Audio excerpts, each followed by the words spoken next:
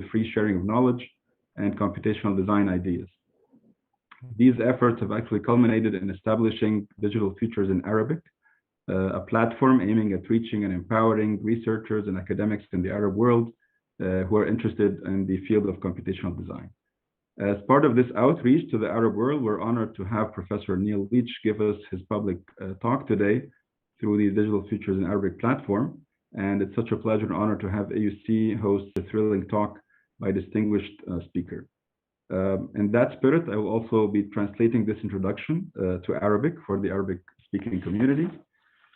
تشرف اليوم بقسم العمارة بالجامعة الأمريكية بالقاهرة بدعوة بروفيسور نيل ليتش لإلقاء محاضرة عامة افتراضية. نيل ليتش هو معماري مرموق ومنظر وكاتب، وهو أستاذ بجامعة فلوريدا الدولية وجامعة تونجي بالصين ومدرسة الدراسات العليا الأوروبية، ودرس وحاضر بالعديد من الجامعات الرائدة بالعالم مثل الاركتكتشر أسوسيشن بلندن ومعهد العمارة المتطورة بكاتالونيا ومعهد الثوري للعمارة وجامعة كولومبيا وكورنيل وهارفارد وساي آرك. وبروفيسور ليتش أيضا مؤسس مشارك لمؤسسة ديجيتال فيوتشرز أو مستقبليات رقمية، وهي مبادرة تعليمية أنشئت سنة 2011 كمنتج للتعاون بين الولايات المتحدة الأمريكية والصين بالمشاركة مع بروفيسور فيليب يوان، وكجزء من نشاطاتها الشاملة للمجتمع الدولي المعماري تتيح ديجيتال فيوتشرز الوصول للعديد من الأفكار التعليمية وزرع ثقافة من التواصل المستمر عن طريق المشاركة المجانية للمعرفة خصيصا في مجال العمارة الرقمية. وقد أثمرت هذه الجهود عن إنشاء منصة ديجيتال فيوتشرز بالعربي والتي تهدف إلى التمكين والوصول لأكبر عدد ممكن من الأكاديميين والباحثين في العالم العربي والمهتمين بمجال العمارة الرقمية. مرة ثانية يسرنا بقسم العمارة بالجامعة الأمريكية استضافة بروفيسور نيل ليتش من خلال منصة ديجيتال فيوتشرز بالعربي وبالمشاركة مع اتحاد الطلبة بقسم العمارة Architecture Association، ونتطلع إلى لقاء ثري بالمعلومات القيمة والنقاش البناء. تقدم المحاضرة دي مقدمة للذكاء الاصطناعي للمعماريين بناء على كتاب بروفيسور نيل الأخير العمارة في عصر الذكاء الاصطناعي، وكتابه الذي سيصدر قريبا الهلوسة الآلية العمارة والذكاء الاصطناعي. وفيه بيعرض نيل ليتش كيف أصبح الذكاء الاصطناعي أداة رئيسية للتحول الجذري في مهنة العمارة.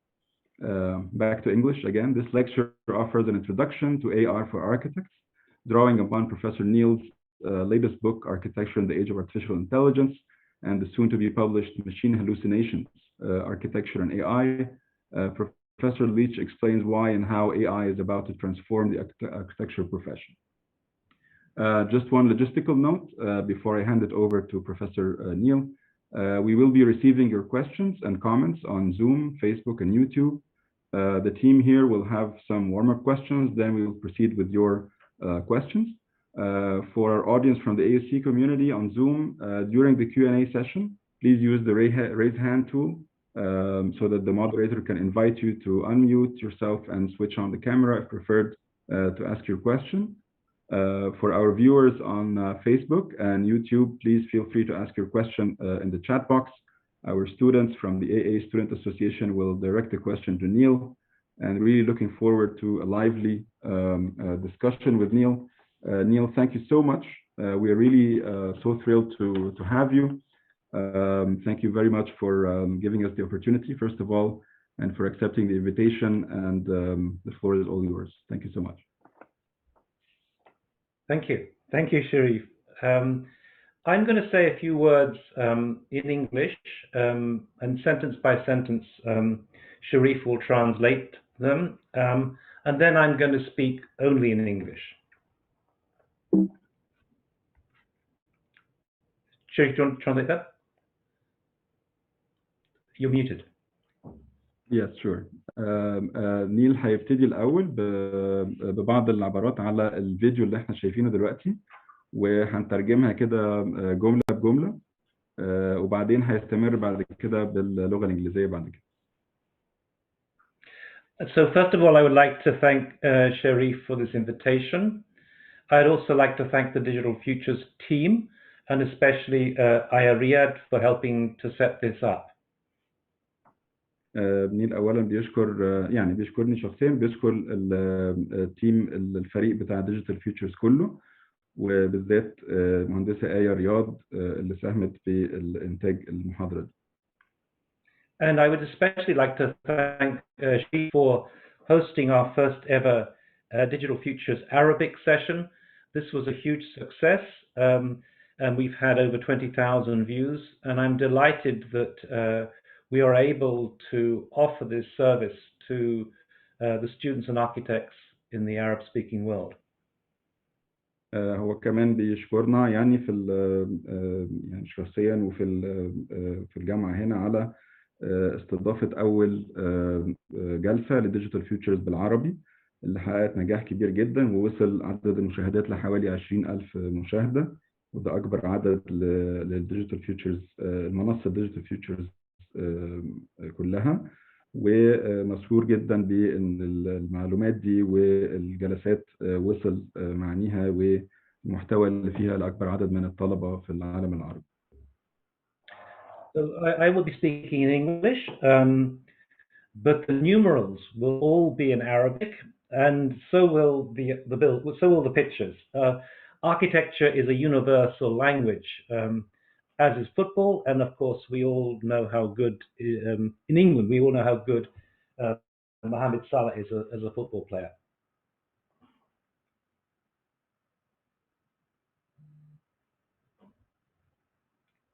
Sheriff, you're muted. Oh, I thought that was in English only. Okay. Sorry.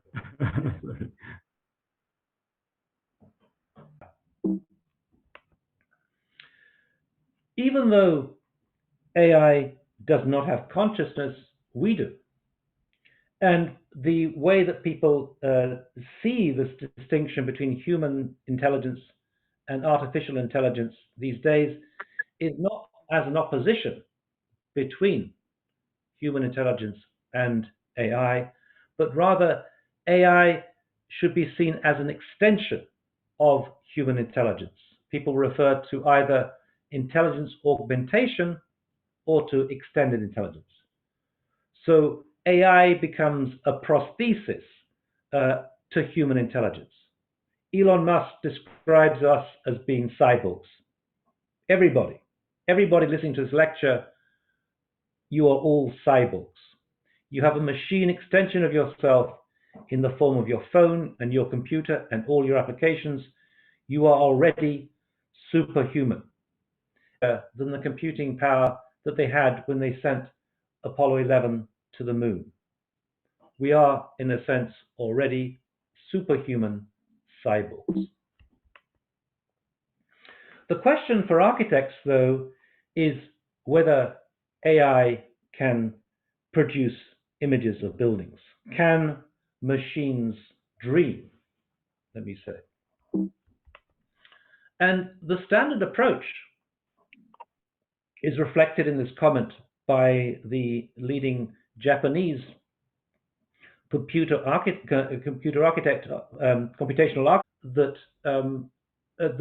that selects those images, judges whether those images are good enough. So the generator takes the random noise and produces an image, and the discriminator looks at them and compares them to a training set, and it decides is it fake or not.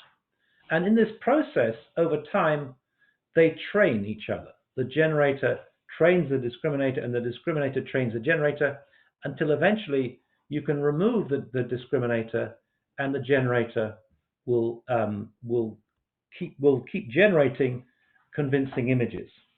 One way to think about this is a bit like the way that an art forger might try to forge an image of a painting by Van Gogh, and a critic will judge whether or not it is a convincing Van Gogh.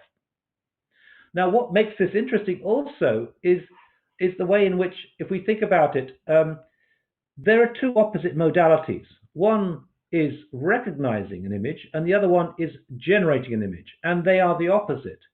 Now, in architectural terms, that's a bit like the difference between a theorist or an historian or a commentator or a critic who is interpreting and recognizing architecture, and the designer who is designing the building.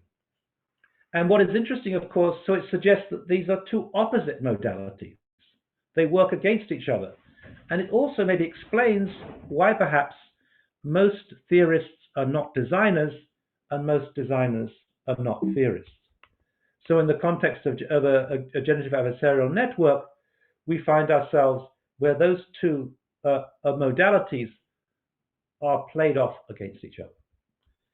Anyway, this is what results. This is not the first of these things, but there's been a series of developments in terms of GANs.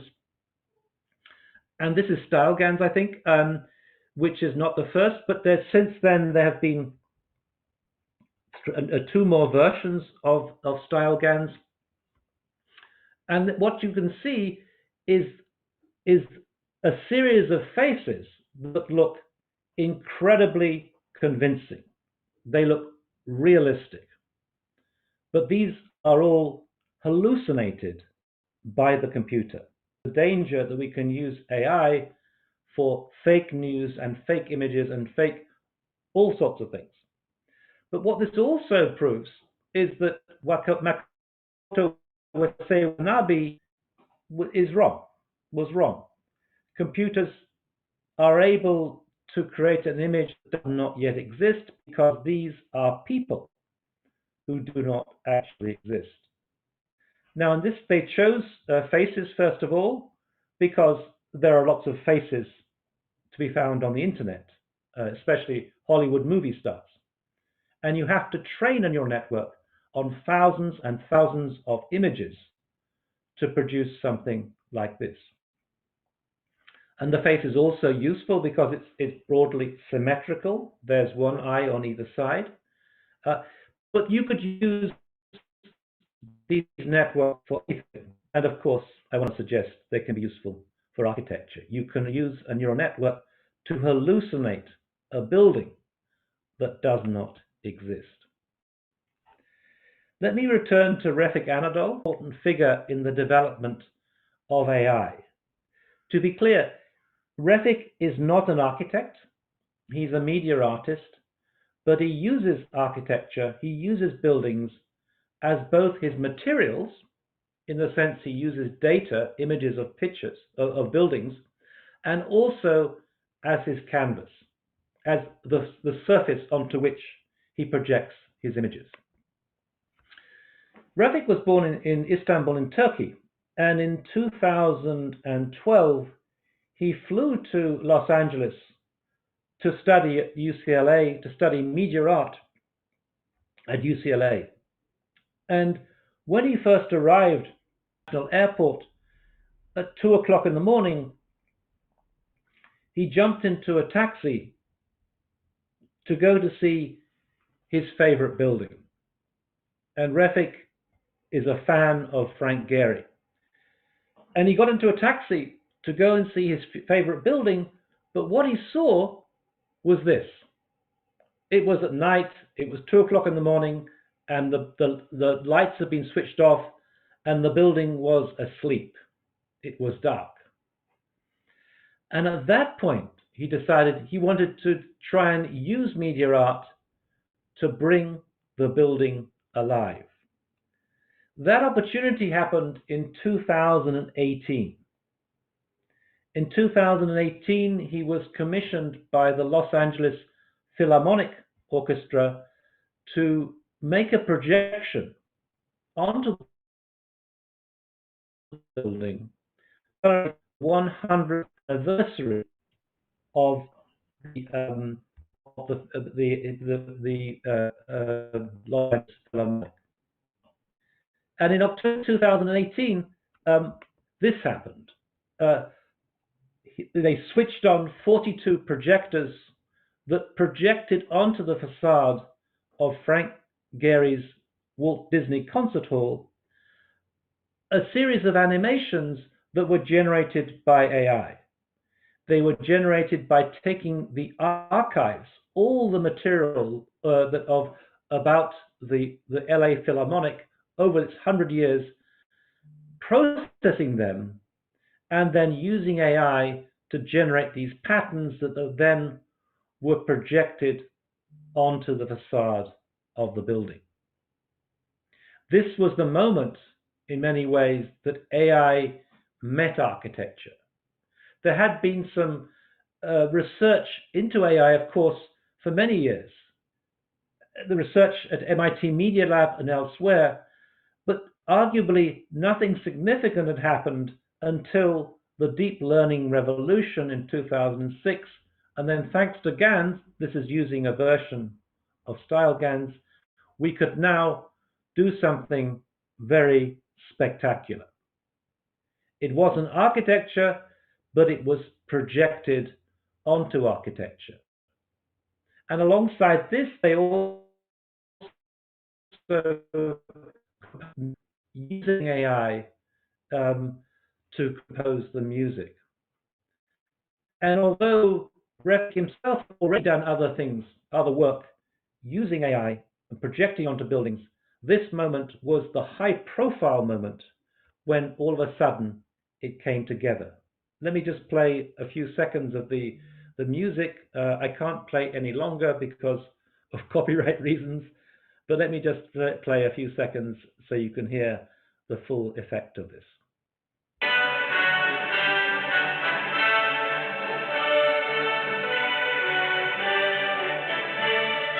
Okay. The next step happened in 2019.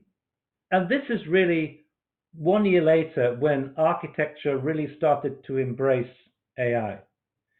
In fact, in 2019, I had teamed up with Refig, with Zaha Hadid architects, and with Google AMI, the Artist Machine Intelligence group that advised Refig on this, the previous installation. And we submitted a proposal for the British Pavilion in the Venice Biennale to focus on AI, partly because the UK had been instrumental in all this. After all, Alan Turing had been one of the key people behind AI. And what happened is that we weren't even shortlisted. There were a shortlist of 9 entries, and we weren't even on the shortlist. Nonetheless, 3 years later now, the AI has taken off and the revolution itself has begun. There is a kind of AI spring.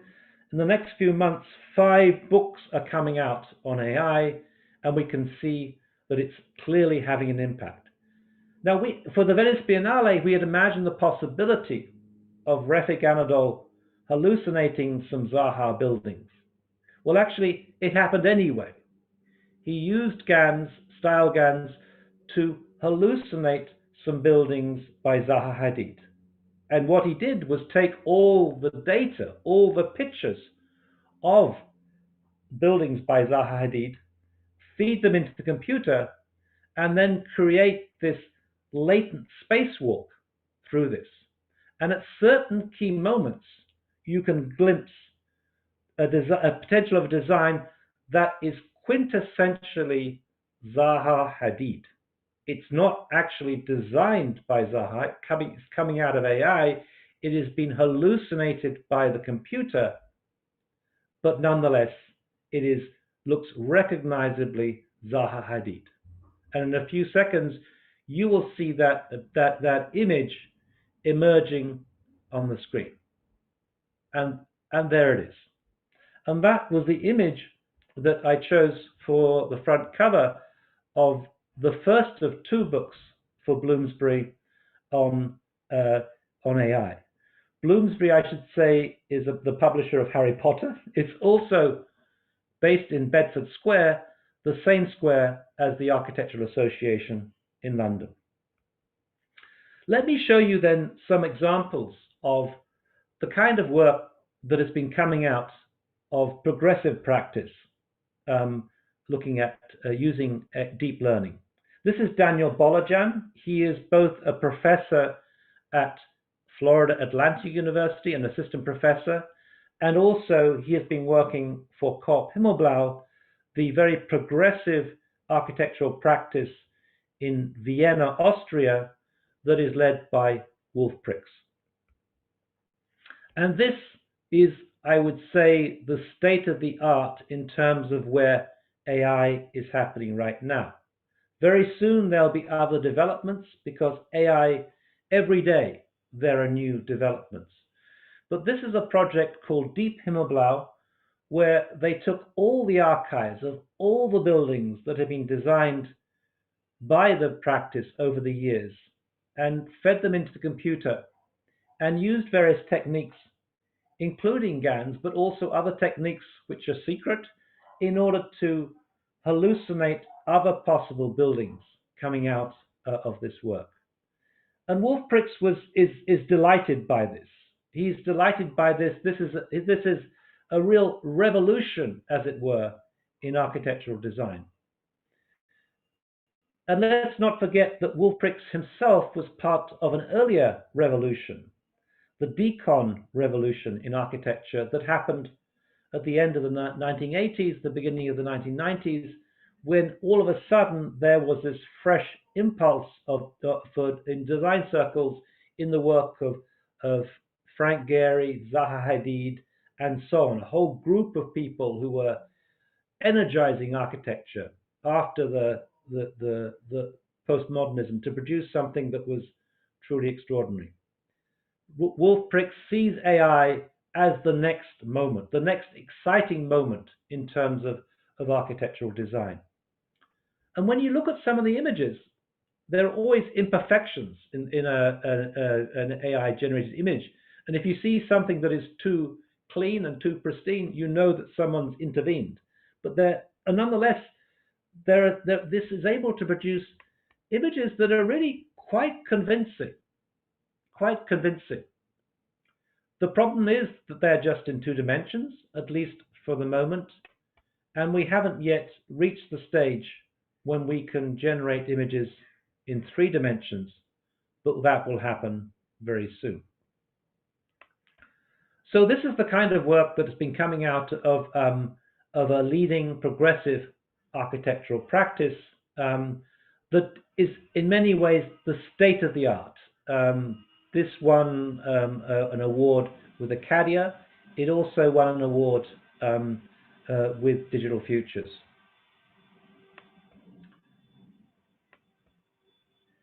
This is also an example of this project, another interpretation using CycleGuns, where they are pairing up images of clouds with the buildings by Corpenvel and designing, hallucinating other forms, breeding, as it were, other forms. And again, some of the images are quite interesting. I've got in the background someone is using a drill. I hope it's not too noisy for you.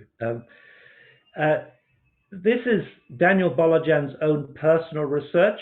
Daniel has been exploring how we could take the Sagrada Familia, the church designed by Antoni Gaudi in Barcelona, and use CycleGuns to hallucinate other possible versions of this.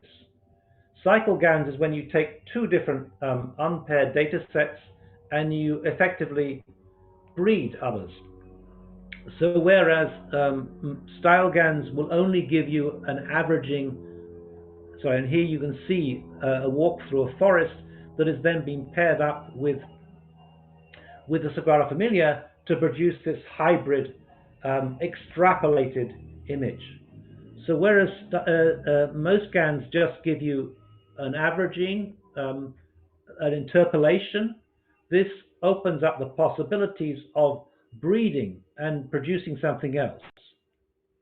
So you could perhaps breed the work of Zaha Hadid with, or pair it up with let's say orchids, and produce some hybrid Zaha Hadid orchids or something. The possibilities in some senses are endless. So this is the latest, I would say, state of the art of experimental practice in where we are going. It seems to be generating and coming up with surprising novel solutions that otherwise we could not think about. And Michael Hansmeier, the German architect, describes AI as being like a muse. It's a muse that can suggest many different alternatives way beyond what the human mind can conceive of. And it therefore offers the potential to really reinforce architectural design. But it's not just at that cutting edge that AI is having an impact.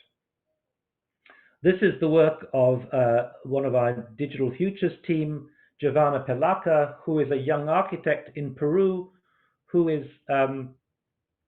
also has just become a professor in Peru, and this is produced during one of the Digital Futures workshops of last summer, where they are using a combination of CLIP, which is, let me just simply say, it's a network that's based on GPT-3, a very powerful natural language processing system that was developed last year, and VQGAN. I mean, the technique itself is not so important, but what I want to suggest is that by using this technique very quickly, students of architecture can begin to experiment with the possibilities of AI.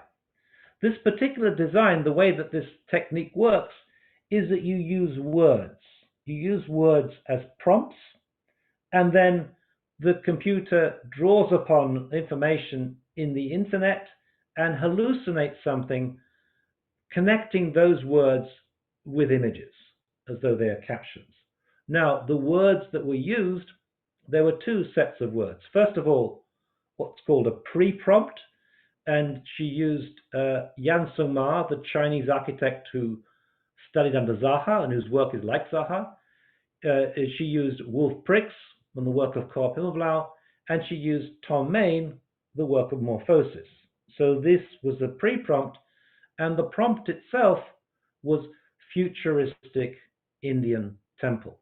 And out of this, all of a sudden, this appears on the screen. I've spoken to some of the people who have done this workshop, and they were terrified. They were terrified of the possibilities of what it could do. And it is indeed amazing. It reminds me in some ways of moments in architecture when things happened that were totally new, like the Jornutsen's design for the Sydney Opera House, or Frank Gehry's design for the Guggenheim in Bilbao. All of a sudden, we are seeing a new technique developing that is open to everyone and that can produce some extraordinary new designs. They're not perfect, but they nonetheless open up new ways of operating. We are also seeing people, architects, combining this technique with other techniques. So using Unreal Engine, for example, and other computer techniques. And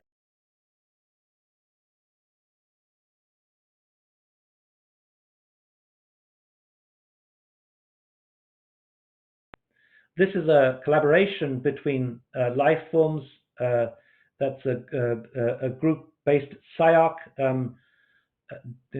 composing Damjan Jovanovic, a young Serbian architect, and his partner Lidija Klakovic, and Casey Ream and Laura Michelin were in the other team, and they also teach at SciArc.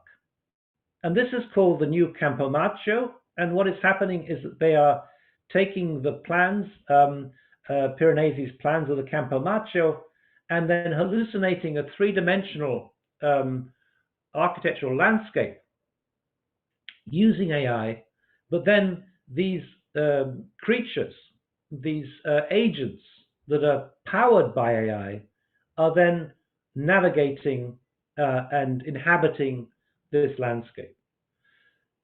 So it's not just simply that we can use AI and see a certain creativity in terms of AI. There are also new forms of creativity emerging, which are combining different techniques with AI to produce a radically new architectural landscape. This, I'm gonna keep quiet for a moment. Let's play this.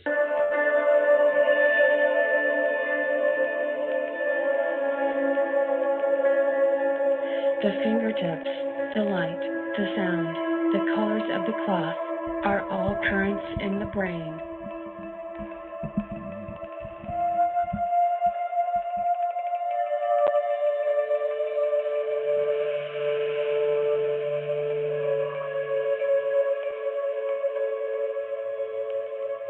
When we feel a thing, we are not compelled to think of it, but merely perceive it.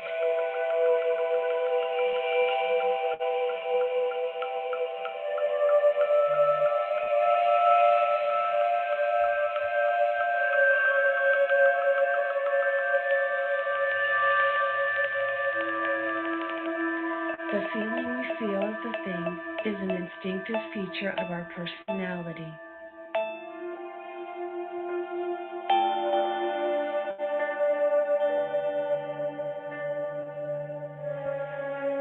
A few pleasant surprises await us in life.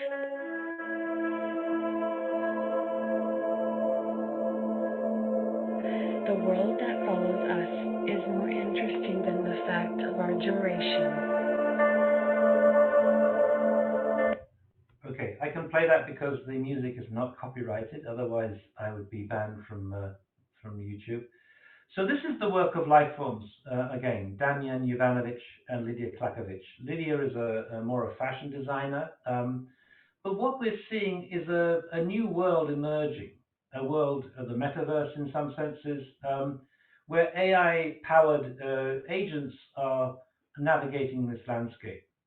What's interesting is how you can potentially use this landscape as a form of digital twin, where you can use the landscape to test out and explore the potential of generating architectural forms by using agents and in a certain space.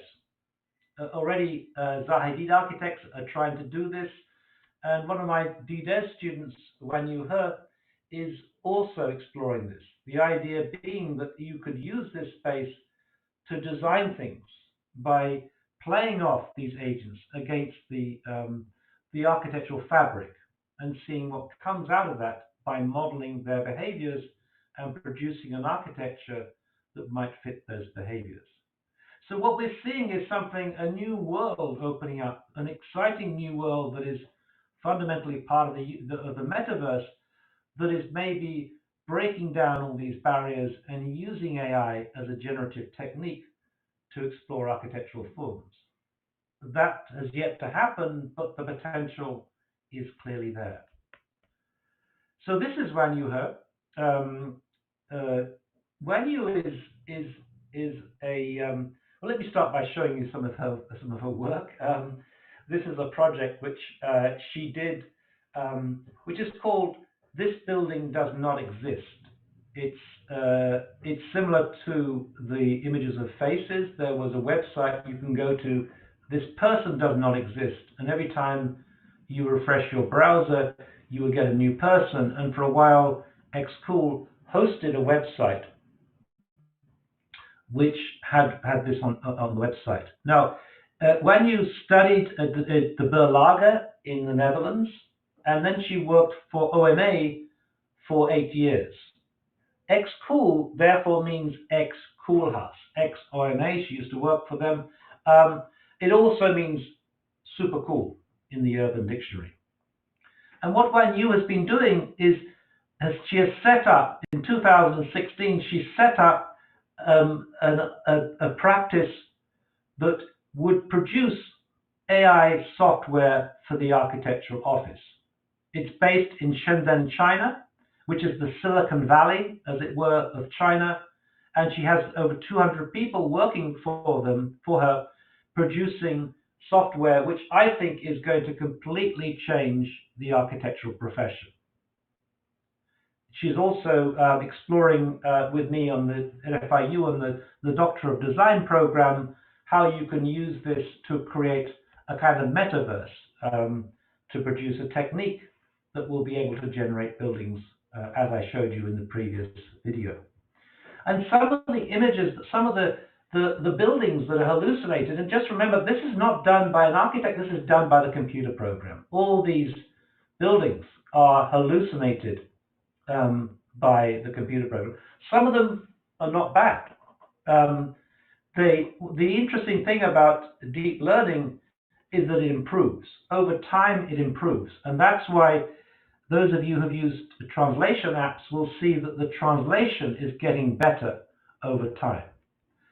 So these are some of the examples. It doesn't have to be radical architecture. It doesn't have to be the kind of work that Carl Pimmelblau does. It could be something more straightforward and modernist like this. And this, I think, is where the architecture is going to change. This is really the important part. It doesn't matter how many crazy, progressive, revolutionary, innovative designs come out of the studios of architectural schools of architecture or progressive architects. The real change will be coming from the software. Now, this is also a project done by XCool where they entered a competition, and this is more progressive work. This is their most experimental work. They entered a competition and they won this competition against 200 architects. And what is interesting about this is that, of course, it was generated by the computer, it's generated by AI, but it produces a form of architecture that looks more like Frank Gehry. We're not seeing modernist rectilinear blocks here. We're seeing an architecture that looks like Frank Gehry's architecture itself. Now, if you look at this block here, it starts off on the right here. You can see it starts off as a rectilinear block and then breaks it down as it recognizes that the rectilinear block is not performing as well. This is being generated looking at thermal comfort. So it's looking at environmental conditions and trying to produce a form that is most appropriate to those conditions. And what it's discovering is actually the best solution is not a rectilinear block, but a kind of more organic form in the model of Frank Gehry. These are early stages. This is early experimentation. And no doubt in the future, this is going to be improved. But what this also suggests is the power of AI to generate solutions that actually not only might look interesting or look good, but also perform in an interesting way. If, however, I were to point towards where I think the real potential lies, is probably in this, the work of Spacemaker AI. Spacemaker and XCool are the two big rivals. Spacemaker has since been bought up by Autodesk for $240 million, and clearly Autodesk sees this as an important part of the future. Now, when you look at this scene, you might think, well, that's not very progressive architecture, and maybe it's not. But what is interesting is the way in which these forms were generated. So this is a project. Spacemaker AI are not the architects for this. They simply provided the software. But the architects used the AI for this project in Norway to generate this design. So Spacemaker is actually based in Oslo in Norway, and this is something that came out. We had a discussion on Digital Futures where I brought together for the first time Wan Yu He and Harvard Hoagland, the CEO of Spacemaker. And what was interesting, and this is to my mind the most interesting aspect of the whole project, that is to say that AI can produce buildings, designs for buildings that are counterintuitive. They go against what architects with a lot of experience would produce. They go against that and come up with something radically different that is surprising, but nonetheless very efficient and very effective. The computer is able to search for possible solutions that we humans would not have thought about. That's a very, very significant comment. and it produces things different to how we do. This particular project came out because of the computer, and it was completely different to what the architects had designed. Nonetheless, it proved to be more efficient. Now, if I were to point to one particular comment that Harvard Hochland makes, or indeed anybody makes, about AI and about the potential that has implications for the future of architecture, it would be this one. What is happening is that developers are asking architects to use Spacemaker AI. They're also, another software, AI software techniques. The developers really want architects to use Spacemaker. That technology is something they want. It is a requirement from the clients. Now, let's just think about it for a moment. Why would developers want their architects to use AI? To my mind, the answer is straightforward. The developers want to get the maximum return on investment, the maximum ROI. They want to make sure that not only do they realize the potential of their site, but they also get a building that is performing on the site in terms of environmental conditions. This, to my mind, is going to be the single most important driver in the future of architecture. And one of the predictions I make in my book is that just as now architects are all claiming how sustainable they are, and they're marketing themselves, they're branding themselves on how sustainable they are, I predict that in the future, architects will be claiming that they're using AI and using it as a marketing tool. It seems to me obvious. So let me talk about the next book. There are 2 books in this series. And when I was writing it, I found myself in a difficult situation in the sense that I was being very positive about AI, but I could also see something terrifying about AI. I could see a dark side of AI. And so on the left-hand side, we have the book that's just been published. And on the right-hand side, actually the title is not correct. This is just a mock-up. We have the other one. Now, the book on the left that I just published has got a white cover. It's about how amazing AI can be. And the book on the right has got a black cover. So if the one on the left is like the angel in white, the one on the right is like the devil in black. And the reason why I did that is that I want to talk about the next one. This, in fact, is the title. The Death of the Architect, the Demise of the Architect Profession in the Age of AI, because I want to suggest that it is going to have an impact on architectural practices, and it is going to cause problems. And this, of course, is the poster for today, which has both the white and the black in it. And what I want to suggest, and what I'm just starting to write the second book, what's going to happen is that it's a bit like the yin-yang sign, whereby the white has a bit of black in it and the black has something white in it. I think that the real dark side of AI is how incredibly capable it is.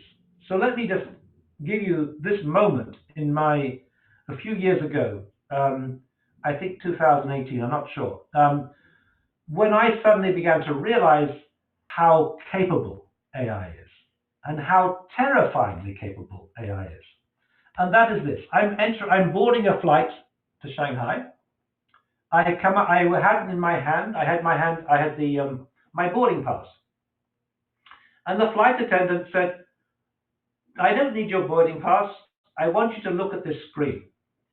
So I looked at this screen. I was taking a photograph because I realized what was happening. And all of a sudden, it recognized me and it told me my seat. Now that was terrifying.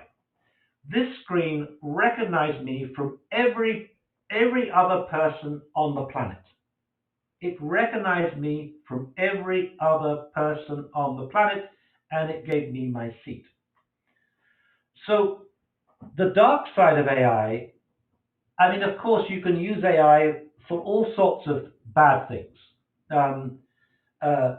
You can use it for surveillance and so on and so on, but it's not a question of the tool. The tool is not bad in itself. It's a question of how you use it and for what purpose. If you take a kitchen knife, you can use it to cut up vegetables in the kitchen, but you can also use it as a murder weapon. So to my mind, you can't blame the tool. As I put it, a bad theorist blames the tool. In England, we say a bad workman blames the tool, but I also think a bad theorist blames the tool.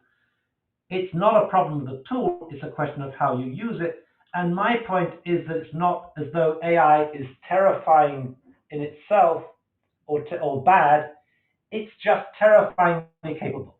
It is so capable of doing these things that it is terrifyingly capable. And that, to my mind, is the dark side of AI. We began to realize what was happening with AI through these events, popular events that were staged.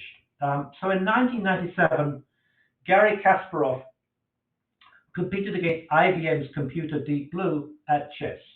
Garry Kasparov is not only was he world champion, but probably one of the greatest figures in chess that we have ever seen in the history of chess. And of course, what happened, which had been predicted, but nobody quite anticipated it, was that Garry Kasparov was comprehensively beaten by Deep Blue. And here you can see him putting his hands in his hair. In 19 moves in one of his games, he was beaten, and the match, he lost. And he makes this comment at the bottom: everything we know how to do, machines will do better. And in some ways, he sees this as a human achievement. After all, we developed AI. So he sees this as a triumph for human beings, but at the same time, it's showing us how capable AI can be. The next step came in 2016, when Alphago, which is a company based in London, which is developed by a company called DeepMind, based in London, developed a computer program to play Go. Now, we don't play Go in England. I don't know if you play Go in the Arabic-speaking world or in Egypt. I don't know.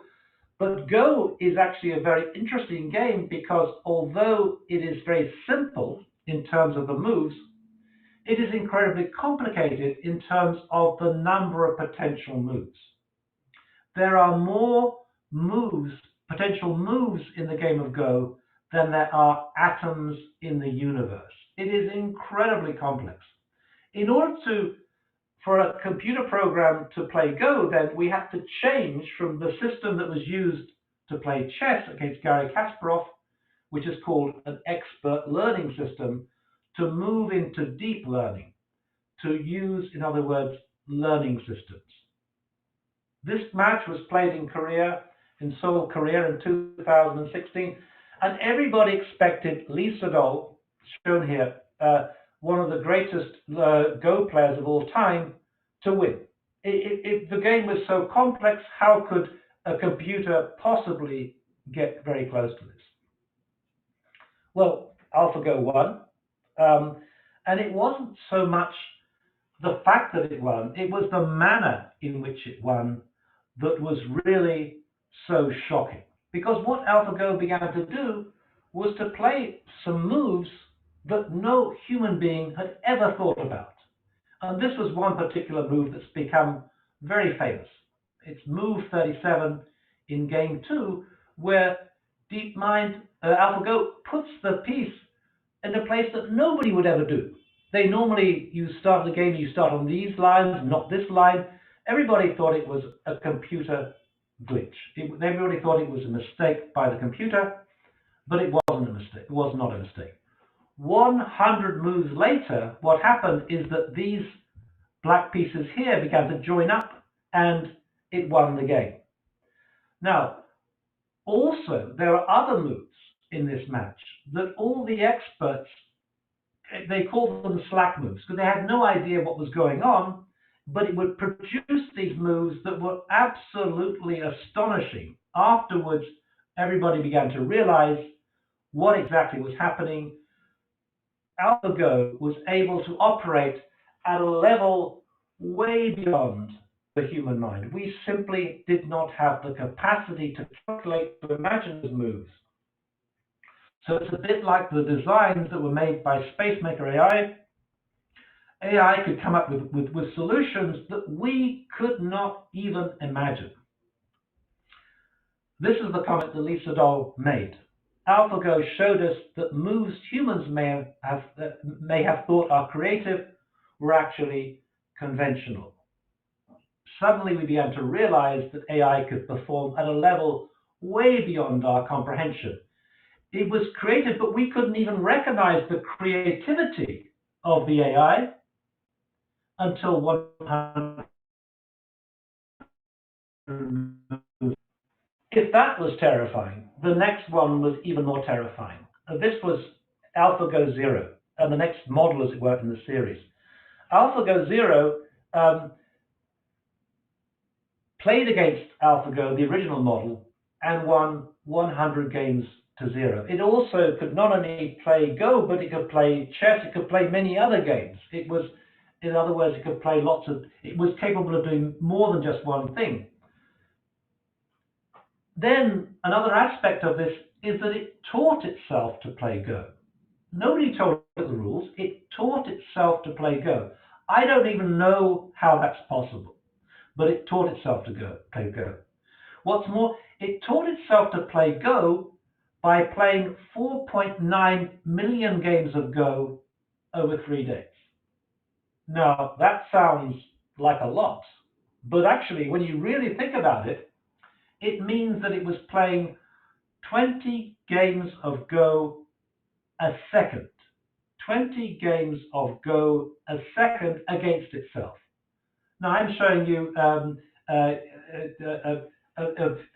bird here that is hummingbird, which we have in California, we have them outside, and this is a slow version of a hummingbird. But you can see the bird is beating its wings at maybe 3 beats a second, I'm guessing. 3 beats a second. Now, AlphaGo Zero was playing 20 games a second. So much, much faster, much closer to the way, in fact, the hummingbird beats its actual wings. That is what we're talking about. We're talking about something that has superhuman capabilities that is completely extraordinary. This is a very interesting discussion that happened in 2019 between Elon Musk, and we all know Elon Musk, and Jack Ma, who is the guy who developed Alibaba in China. And they're talking about AI. And Jack Ma says, human beings can never create another thing that is smarter than human beings. And Elon Musk makes the comment, people underestimate the capabilities of AI. They sort of think like it's a smart human, but it's going to be smarter than the smartest human you will ever know. The question, though, is whether we would recognize how smart it is, whether we would recognize how creative it is, because it will go way beyond what we can do. So in one of my articles I wrote recently, I say we need to go through a second Copernican revolution. Now, just as Copernicus had recognized that the Earth was not the center of the universe, that actually the Earth was rotating around the sun, so I think that we have to recognize that human beings are not the center of the universe, that our range of intelligence is not as extreme as the range of intelligence of AI. Now, those of you who have dogs will know that the dog can smell or hear, can smell smells or hear sounds that human beings can't sense. What I'm saying is that AI can operate in a way that also is beyond the scale of human intelligence. If we think about intelligence within a broad spectrum, human intelligence is only a narrow part of that intelligence. So this is the dark side of AI. It is terrifyingly capable. And I want to suggest that these two examples on the left, AlphaGo and this game of Go, and what we're learning about what AI can do, and also Spacemaker and so on, is one lesson. The other lesson is the self-driving car. And this is where we as architects and architectural educators need to pay attention, because there is something that is about to happen. What is going to happen? It's going to go roughly like this. And I'm referring to a book that came out called Machines That Think. They do think, but anyway.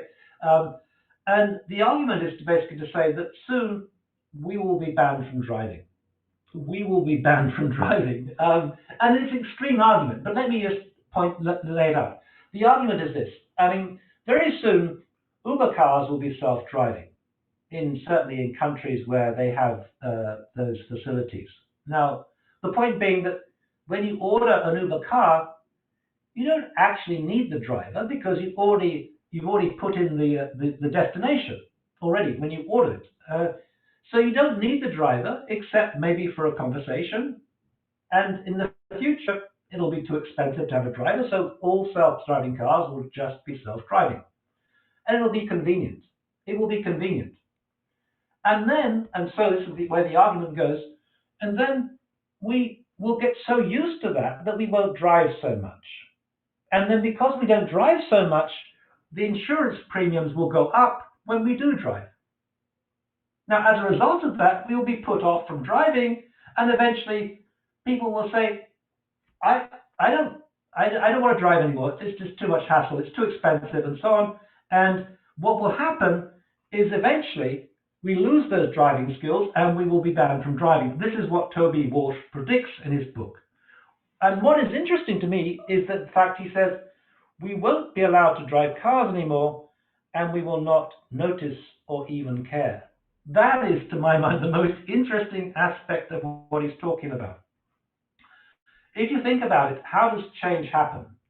The common perception, it suddenly happens. Those of you who know anyone with a Tesla car, I don't have a Tesla car, but I know people who have Tesla cars, and the way that change happens is very incrementally. With a Tesla car, there was a software update. All of a sudden, the software update came in, and your car was self-driving. It is incremental. Nothing sudden happens. It happens over time. It builds up over time.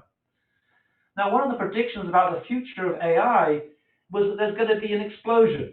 The Ray Kurzweil, the famous futurist, predicts that there's going to be an explosion of intelligence because the change is going to happen exponentially. We're going to get more and more intelligent machines until he talks about what he calls the singularity, the moment when there's going to be explosion of intelligence across the universe, when suddenly we will see the potential of AI. Well, I don't think that's going to happen at all. I think already there are different ways, the change that is happening very gradually. What's more, it's happening differentially. In other words, in some areas like chess and Go, we cannot compete anymore. We cannot compete. In other areas, and I still think that architecture, for the next few years at any rate, we are probably better than AI. But in other areas, it will gradually catch up. In other words, there's no universal model. There are different speeds at which AI is operating, and you can't see it in that way.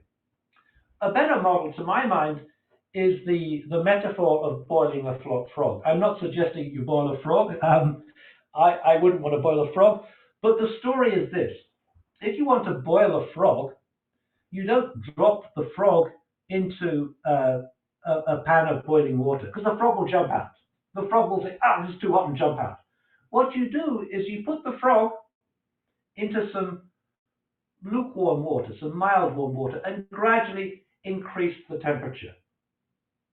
And the frog won't notice, and that's how you boil a frog. But that's how every change happens. We don't even notice the change that is happening. And let's take just technology. How many in the audience remember what it was like before we had the internet, before we had mobile phones, cell phones, before we had Wi-Fi, before we had laptops? There was a time, and it wasn't so long ago, it was 1990 something, no? And we can't even remember it. change happens and you don't notice it. When I was a student at the University of Cambridge, I would go on holiday and I would go to a travel agent and I would queue up and wait to talk to a travel agent, and then they would send me a ticket the next day by post. I would then go to a camera shop. I would buy some camera rolls to take with me. I would take photographs, and then when I came back, I would send those rolls of films to be developed. Now, travel agents have almost completely disappeared because everybody orders tickets online, and most camera shops have disappeared because now we have cameras in our mobile phones, and we certainly don't have places to process films because we all operate digitally. All those things have disappeared, and we didn't even notice. The question then is whether this will happen to architecture. Will we become redundant because of AI? Because AI is much more capable of designing a building that can respond to the client's needs, that can guarantee the return on investment. And not only that, but one can imagine the possibility of AI being able to recognize exactly what we want in terms of aesthetics, in terms of what the building looks like. After all, Spotify can tell us what music we want. Amazon can tell us, recommend books that we want. And Netflix can recommend movies that we want. How long will it be before AI is able to suggest building designs that we want? Now, I'm just being very provocative here, but I want to lay that out there. So let me wrap this up. So what happened to Lee Sedol? In 2019, he gave up the game of Go because he thought that AI is an entity that cannot be defeated.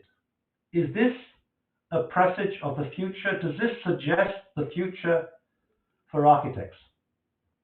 Is it game over? I don't think it's completely game over. This is what we have at the moment, right? We know that we can have self-driving cars. I mean, they're getting better, they're not perfect yet. And yet some people at sometimes, they choose this. They choose to have a horse and carriage for weddings, for funerals and so on. Even though this option is more efficient and possibly also cheaper, we decide we want to have a horse and car.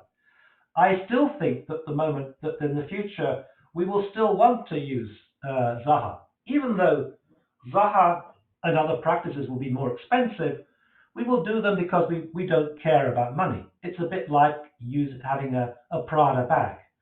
It's ridiculously expensive, but the reason why you buy Prada or Gucci is to show that you don't care about money.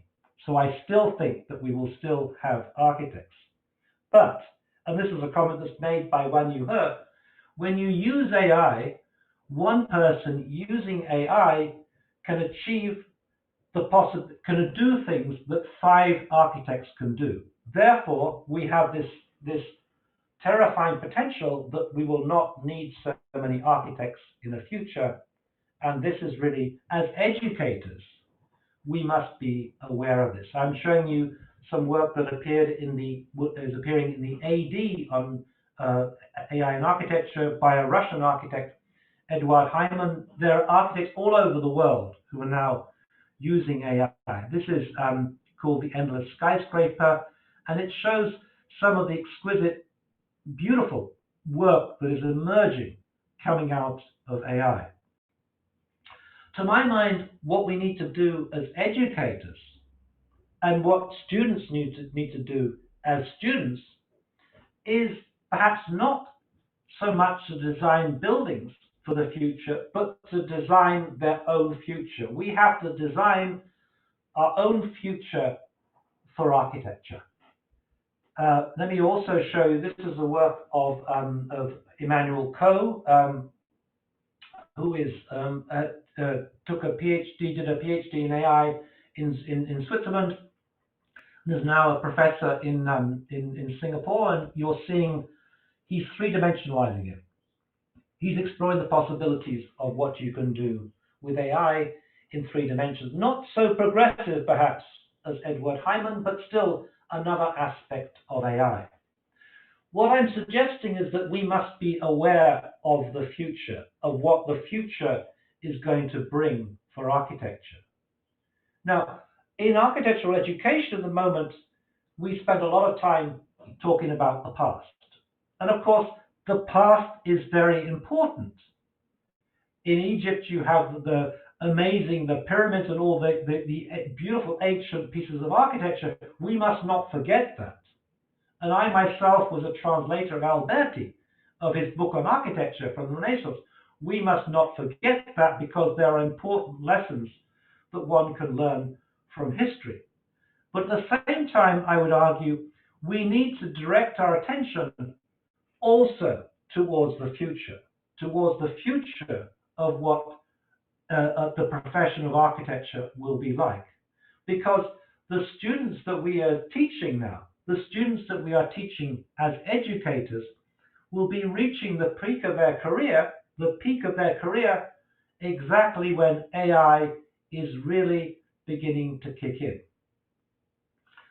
We must therefore be looking not just towards the past, but also towards the future and thinking about the future of the profession. And what has struck me about architects is that they have not been addressing this. There have been many best-selling books that have been coming out that have been talking about what AI is going to do and how it's going to transform the profession. And yet very few architects have been reading these things. Very few architects are really thinking about the implications of this new technology on architecture. What I want to suggest is that in the short term, AI is going to be incredibly useful and will really help architects and to produce things so that one architect can produce a huge project that previously maybe a whole team of architects would need to do. It's going to be incredibly useful, and it's going to produce new ways of approaching architecture, new efficient ways of generating designs that are going to be extraordinary. They're going to be extraordinary, and they're also going to be able to perform much better. They're going to be able to produce much better buildings. But long term, there is a real threat because this technology potentially can take over what architects themselves do. In other words, just as what the self-driving car suggests, that once cars become self-driving, we don't need any drivers. And as soon as AI is able to generate buildings autonomously, automatically, without the intervention of an architect, then potentially we don't need architecture. We don't need architects. Let me finish though with the positive side, because I think this is a real revolution for architectural design, and a real revolution for architectural theory. What I'm discovering now is that there is an incredibly interesting debate happening now at the interface between computer scientists and neuroscientists who are really beginning to understand what is the nature, not of artificial intelligence, but of intelligence itself. We're now discovering how the mind works. And this is an extraordinary moment for architectural history, but also an extraordinary moment for architectural design. Whether we like AI or not, we have to pay attention to what it's going to do because it's clear. The writing is on the wall. AI is going to have a major impact on the profession of architecture and on the discipline of architecture. Whether its impact is universal, whether in Egypt or anywhere else in the Arabic-speaking world it will have the same impact that it will have in, let's say, New York or London, I don't know. But it will have some impact because it already is. In Egypt, people are using Gmail, they're using cell phones, they're using AI, you're using Uber and so on. This is the world. It's already here, and it's going to have a huge impact in the future. So let me wrap up there. I hope I haven't gone on for too long, and invite questions. Let me just say that in my strategies, in my approach, I like to slightly exaggerate things in order to get the point across. And I maybe exaggerated some things, but I think it's important for architects to address this. What we have to do, my final point, what we have to do is to design our own future and to be aware of what is on the horizon right now. So with that, I will finish and open up to potential questions. Thank you so much, Neil, for this roller coaster ride, actually, between the positives and the negatives. I think it was very interesting to go between both, actually, kind of discovering these kind of advantages, disadvantages in a very unique field. As you're saying, it's mind-boggling. It has definitely its a positive side, but also a dark side, as you mentioned. And the only question that was going on in my mind during this, which you actually kind of hinted at, will we be banned from being architects and designers at some point? And actually, just before we go on to the question, just wanted to remind our viewers on Zoom, if you have any question, please use the raise hand tool so that we can identify and unmute you when possible. And also on YouTube and Facebook, our viewers there, please feel free to send any questions in the chat box. We will be conveying those to Neil and answering them. Just wanted, to first of all, just to again thank you very much for this amazing talk and fascinating issues actually that are being that are very instrumental right now and as you're saying, transformative.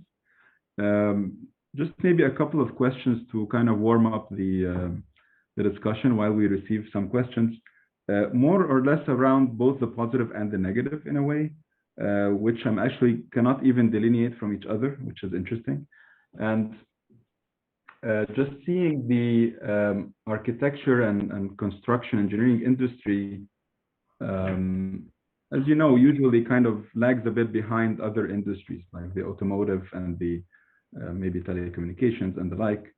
And it's interesting just to kind of look at, are we still in the AI infancy in a way in the architecture and construction engineering industry?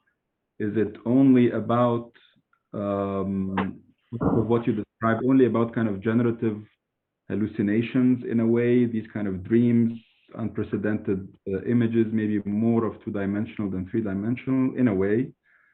Is there maybe an opportunity to kind of marry some of these techniques with higher levels of quote-unquote intelligence or conscience, as you mentioned at the beginning, or the thinking capacity or the autonomy in a way? And on the other side as well, which you also kind of hinted at and kind of warned us from as well, where do we see, of course, the role of the architect, the issues that Watanabe pointed out and you mentioned very clearly? Are we looking at something that is more of a dark side that we're just trying to discover where the silver lining is? Where are we going to be kind of 5-10 years from now in terms of issues like where does creativity lie? Where does the innovation lie? Once we go into this self-driving mode, and where is the uniqueness in terms of design, where we, as you mentioned, we can do anything with machines in general. Issues of liability, of creativity, of IP, and so on, of course, they jump to the equation. So just wanted your basic reflections on that, and then maybe we can proceed with more. Thank you. Yeah, sure. Well, first of all, let me say that I think in terms of the architects, that we don't have car insurance, of course, with driving insurance. We have professional indemnity insurance, and I think it's going to be a requirement of professional indemnity insurance to use AI as a way of checking things. I mean, in a very straightforward way, we already have spell check that corrects our spelling, and I think already Autodesk has got certain techniques it's using for risk management to make sure that we don't make mistakes, and I think that's going to be the area. So yes, I think it's going to. You can see a direct parallel between driving and architectural design to some extent. One thing I would say Ben Bratton makes, and I think he's absolutely right. he describes how, in terms of computation in general, he says we are still in the silent movies period. In other words, you know, when you imagine silent movies, that we have got so far since then, but we are still in the silent movie period of computation. And I would say we're even more so in terms of AI. We're really behind. But the way that it's been argued is in terms of Moore's law. In other words, we have a exponential increase whereby the cost of these things goes down and the potential goes up. So that for sure is going to make a huge impact. I think that what I would say is that in terms of the role of the architect, in some senses, it's already changing. Now, let me just take one example that might give you a hint. I mean, just if we take photographs these days, I mean, in the old days, you would take just one photograph, you know, and you'd set it up. You take a long time. Maybe you'd take a Polaroid, test it out, but you would take just that one photograph. Now we take hundreds of samples and we select the one that we like, and then we put it through certain filters and we adjust it and so on. And that logic is very much, in a sense, what's happening with computational design. We create a search space, we search for outcomes, and then we select the outcome that we want. There are different parameters you can use. And I think, therefore, we have to have a different vocabulary for the kind of terms that we use. Maybe instead of design, we use the word search. And maybe instead of a design, we talk about an outcome. So in many ways, we are already doing that. And I think what is the point about that is that the range of potential outcomes is beyond the capacity of the human mind to imagine. So I always like, since we have some AA graduates in the audience, I always like referring to a review at the AA when I was teaching there, where we had one student who came up with 6 different options. So I've looked at the options and there are 6. And you think, why 6? You know, millions. And the next person came up and said, I've looked at the options, I've run them through the computer. There are 485 and 396 are all boring, they're all the same, but here they are. That is really, I think, what it's suggesting is that we cannot really get our minds around the range of options out there. I would also let me just say one thing. I think there's a distinction to be made between the logistics of planning and the aesthetic side of planning. You could see it in terms of the difference between urban planning and urban design. Now, urban planning is incredibly complex, and we really can't handle all the complexity of the situations there. And that's why I think that in terms of the urban solutions I was showing in Spacemaker and so on, it's similar to the game of Go. We can't even imagine the possibility of how Alphago is operating. I mean, most Go players operate by intuition. And what AI can do is really think through and search through the possibilities beyond that which we can do. So it also suggests that really, my suggestion is that we actually are searching, increasingly, we are searching for solutions rather than necessarily being creative. I actually don't think, personally, I don't think that AlphaGo was creative. I think it was doing an incredibly effective search, but there's nothing creative about it. I would question whether we are so creative. That's the other issue out there, but I won't get into that right now. But I think what so I think that the real potential is really how we can use it as a prosthesis, in the way that Elon Musk was saying, how we can use it as humans making that judgment using this tool. Now, there are many areas where human beings are incredibly capable. I think that that in the area of, say, I mean, we have an instant capacity to be able to test. We taste some food, and we immediately say, I like it, I don't like it. No? Or a drink, do we like it, don't like it? Or music, we immediately, and I think if you combine that human capacity to really judge very effectively with this search mechanism, then you've got a very powerful combination. And I still think that's very powerful. But I think the point is that we don't know what it's going to be, the role of the architect. We don't know. But I think that And let me just say also one thing, and I'll keep quiet. I think that when the title of the second book is not necessarily about AI itself. It's about how AI will just add to the problems of the architect. Now, already, I translated Alberti, and Alberti really gave us the understanding of the architect that we've inherited, the person in charge of the building site, the person, the overall, the mind behind it. Now, already we know, because of certain changes to the contract, that the architect is no longer in charge. In the UK, in my country, more than 50% of building contracts are being run by the designer, by the developer. In other words, Alberti took the view that the work person, the laborer, was a tool in the hand of the architect, and the architect was in charge. Now the developer is in charge, and the architect is a tool in the hand of the developer.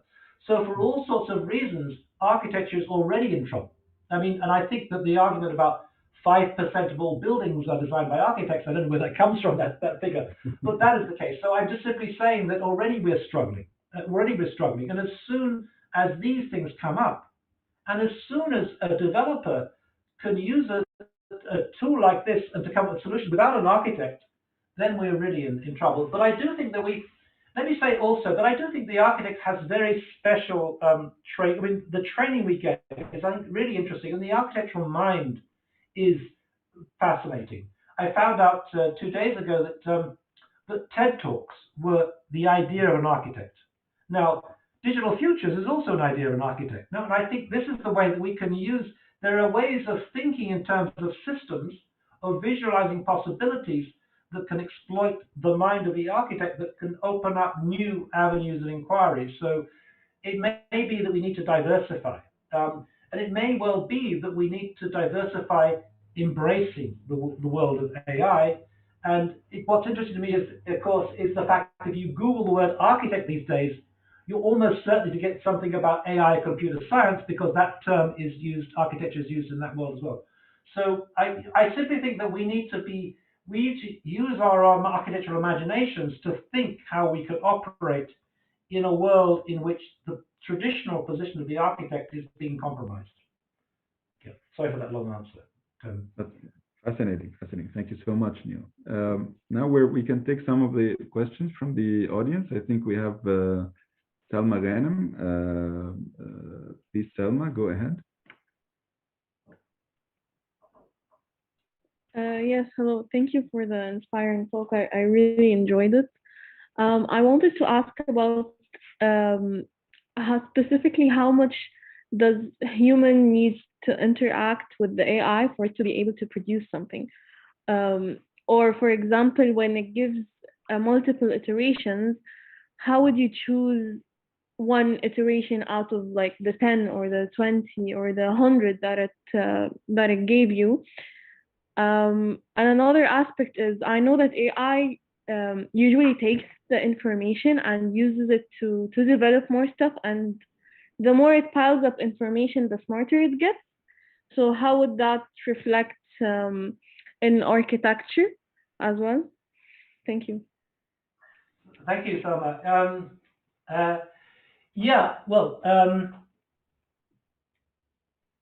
I think in the end we're probably going to use our aesthetic taste. When it comes to a range of 100 options or 1,000 options or God knows how many, we are probably going to look at that and say, I like the look of that. In the same way, as I mentioned, we might taste some hummus. Ahmed is always putting Egyptian breakfast up on Discord.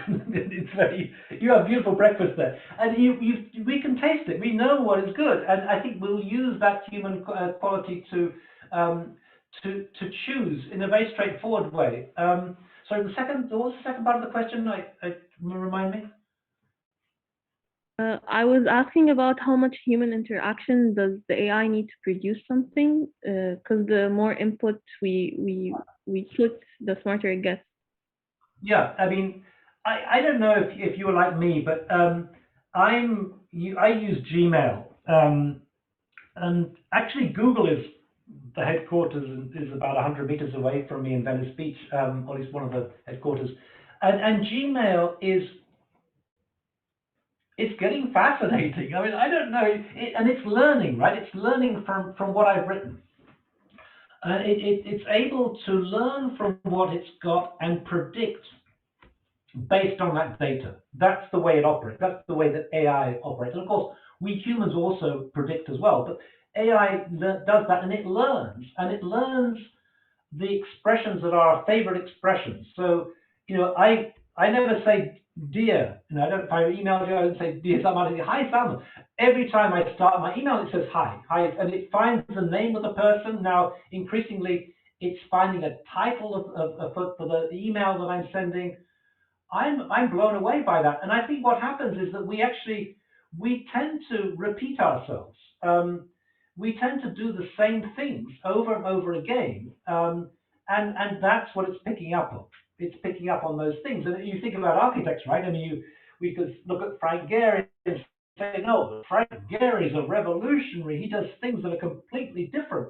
Well, not yes, but then if you look at the difference between the Bilbao, the Guggenheim in Bilbao, and the Walt Disney Concert Hall in LA, he's kind of repeating himself. You know, so we repeat ourselves, you know, and I think that AI just picks up on that, and it's going to be able, just as able as Gmail has been able to finish our sentences. Then I think that once AI is picking up on what designs we're doing, it will be able to finish our designs, or at least suggest possible scenarios. So it's like, you know, I know it's much more complex. You can't just simply take text, which is operating in one dimension, to a three-dimensional world of architecture, but the principle is there. The principle is there, and you can see from a conceptual potential, it will immediately be able to do that. We can also already see how Zaha, even though she's now sadly dead, and Zaha, of course, was someone hugely influential in my background, we could still start creating Zaha, and that the logic is there. So it just learns from data. I'm not quite sure if we could use the word learn in the same way as humans learn, but nonetheless, it's able to learn from data and predict based on that. Does that answer your question?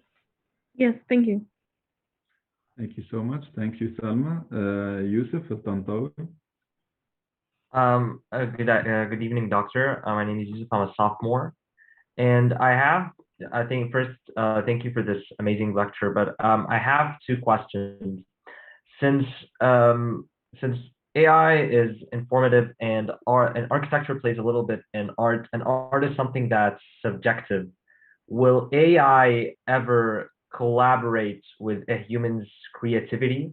And my second question is, in the future, if a project like Ms. Giovanna Pelaka's project that you showed us, or Michael Hensmeyer, ever been constructed to reality, will AI ever tell the architect or the engineer the materials that can be used, the calculations, the numbers, and how can a project like this be constructed to build a building like these in reality? Yeah, I mean, let me answer the second question first, because I forgot the first question.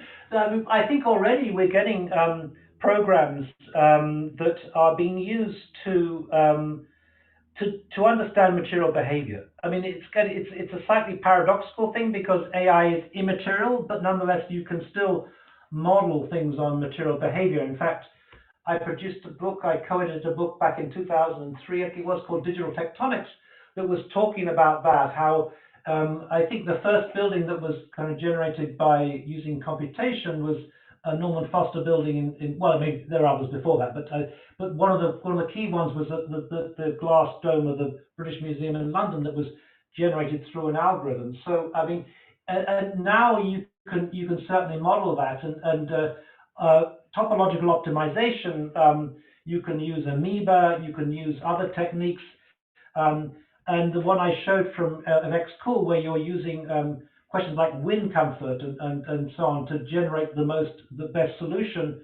I don't know if you remember that one. There was like Gehry-like forms that came out. So yes, absolutely, you can test the material performance and behavior increasingly. You can also simulate certain things. I mean, I'm not saying you get it, but you can simulate certain things. So other aspects, you can test them out of the computer. And whereas in the past we were testing these out, now we can generate them in a kind of morphogenetic way. So generate things that already will perform in a way. So this is still an area that's developing, but it's obvious where it's going. What was the first part of your question? Sorry, that remind me that. Since AI is more about information and architecture plays a lot in art, and art is something that's subjective, will AI ever collaborate with a human's creativity or an art? I think the question of information is actually vitally important. When I was teaching at the AA, we were all concerned about the question of performativity, and by which he means performance in terms of structural performance and so on. And I think that we have shifted from a world where we're just producing form to producing form that is performative. In other words, form that is informed by performance questions. I mean, the word form is in all of those words, but it's an important distinction, So I think what I've noticed increasingly now is that when you can get engineers being involved, and of course engineers are playing an important role, because in terms of resources, we have to use less resources, therefore efficient structures are really important, and so are environmentally efficient structures. What you're getting now is a kind of new breed of architecture in which the engineer and the environmental engineer are not afterthoughts. They're part of the process of designing it. And we're getting these kind of superstars from Cecil Bauman onwards that are helping inform architecture. And so we're getting an architecture that's more responsible from a kind of resources point of view, and it's more performative.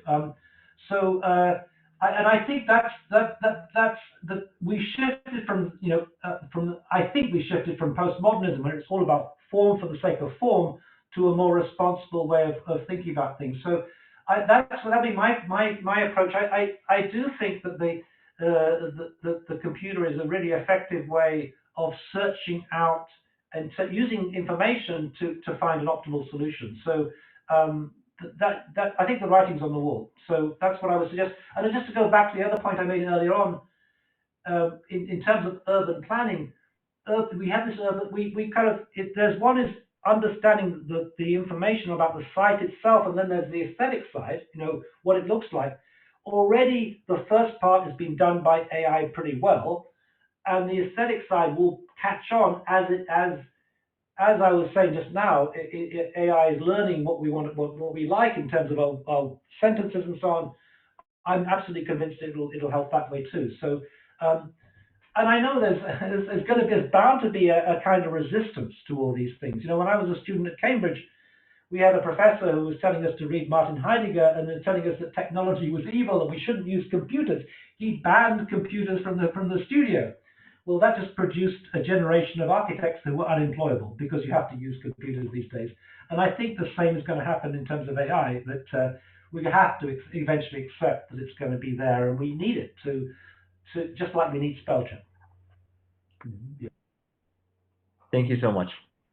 Thank you, Yusuf. Andrew Salama. Hello.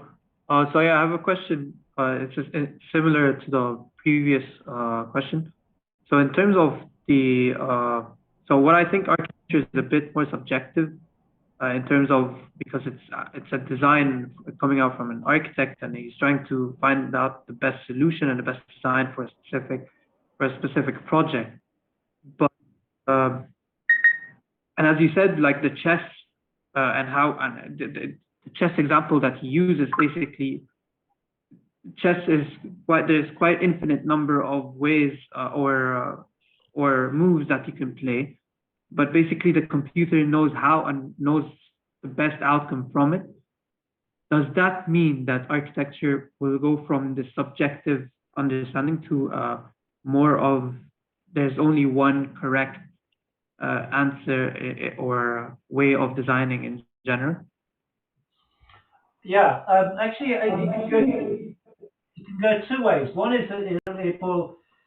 I mean, actually, the term optimization is a bit misleading, because you can't optimize because you don't know what the optimal is.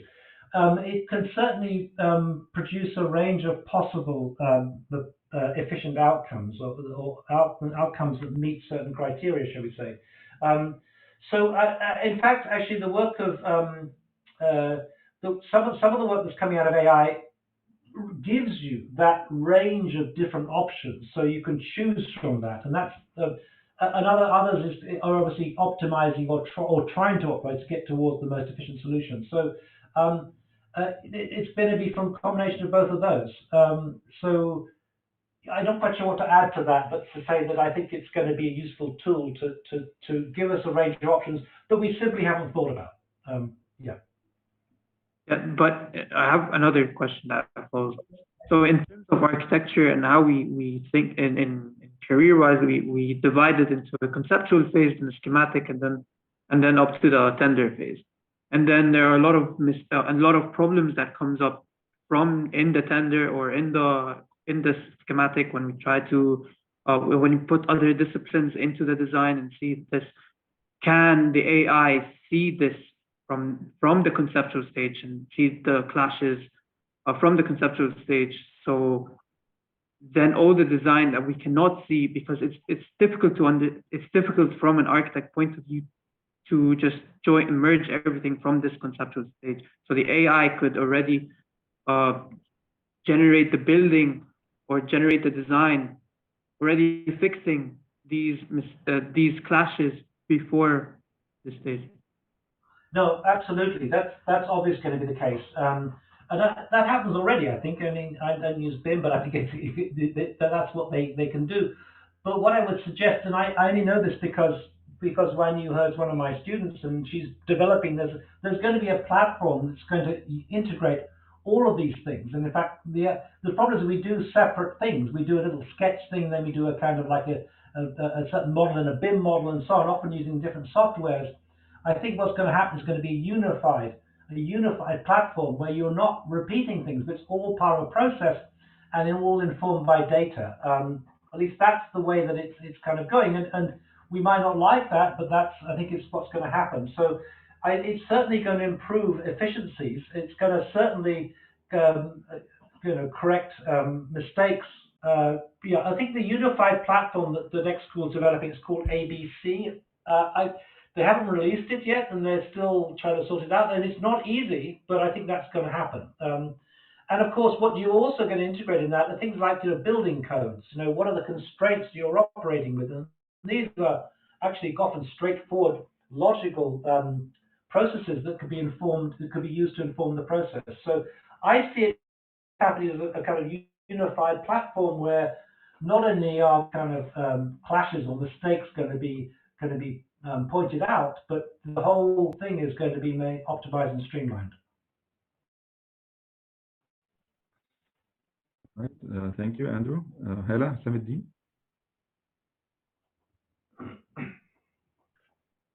Yes, thank you, Dr. Sharif, and thank you, Dr. Neil. I have a question.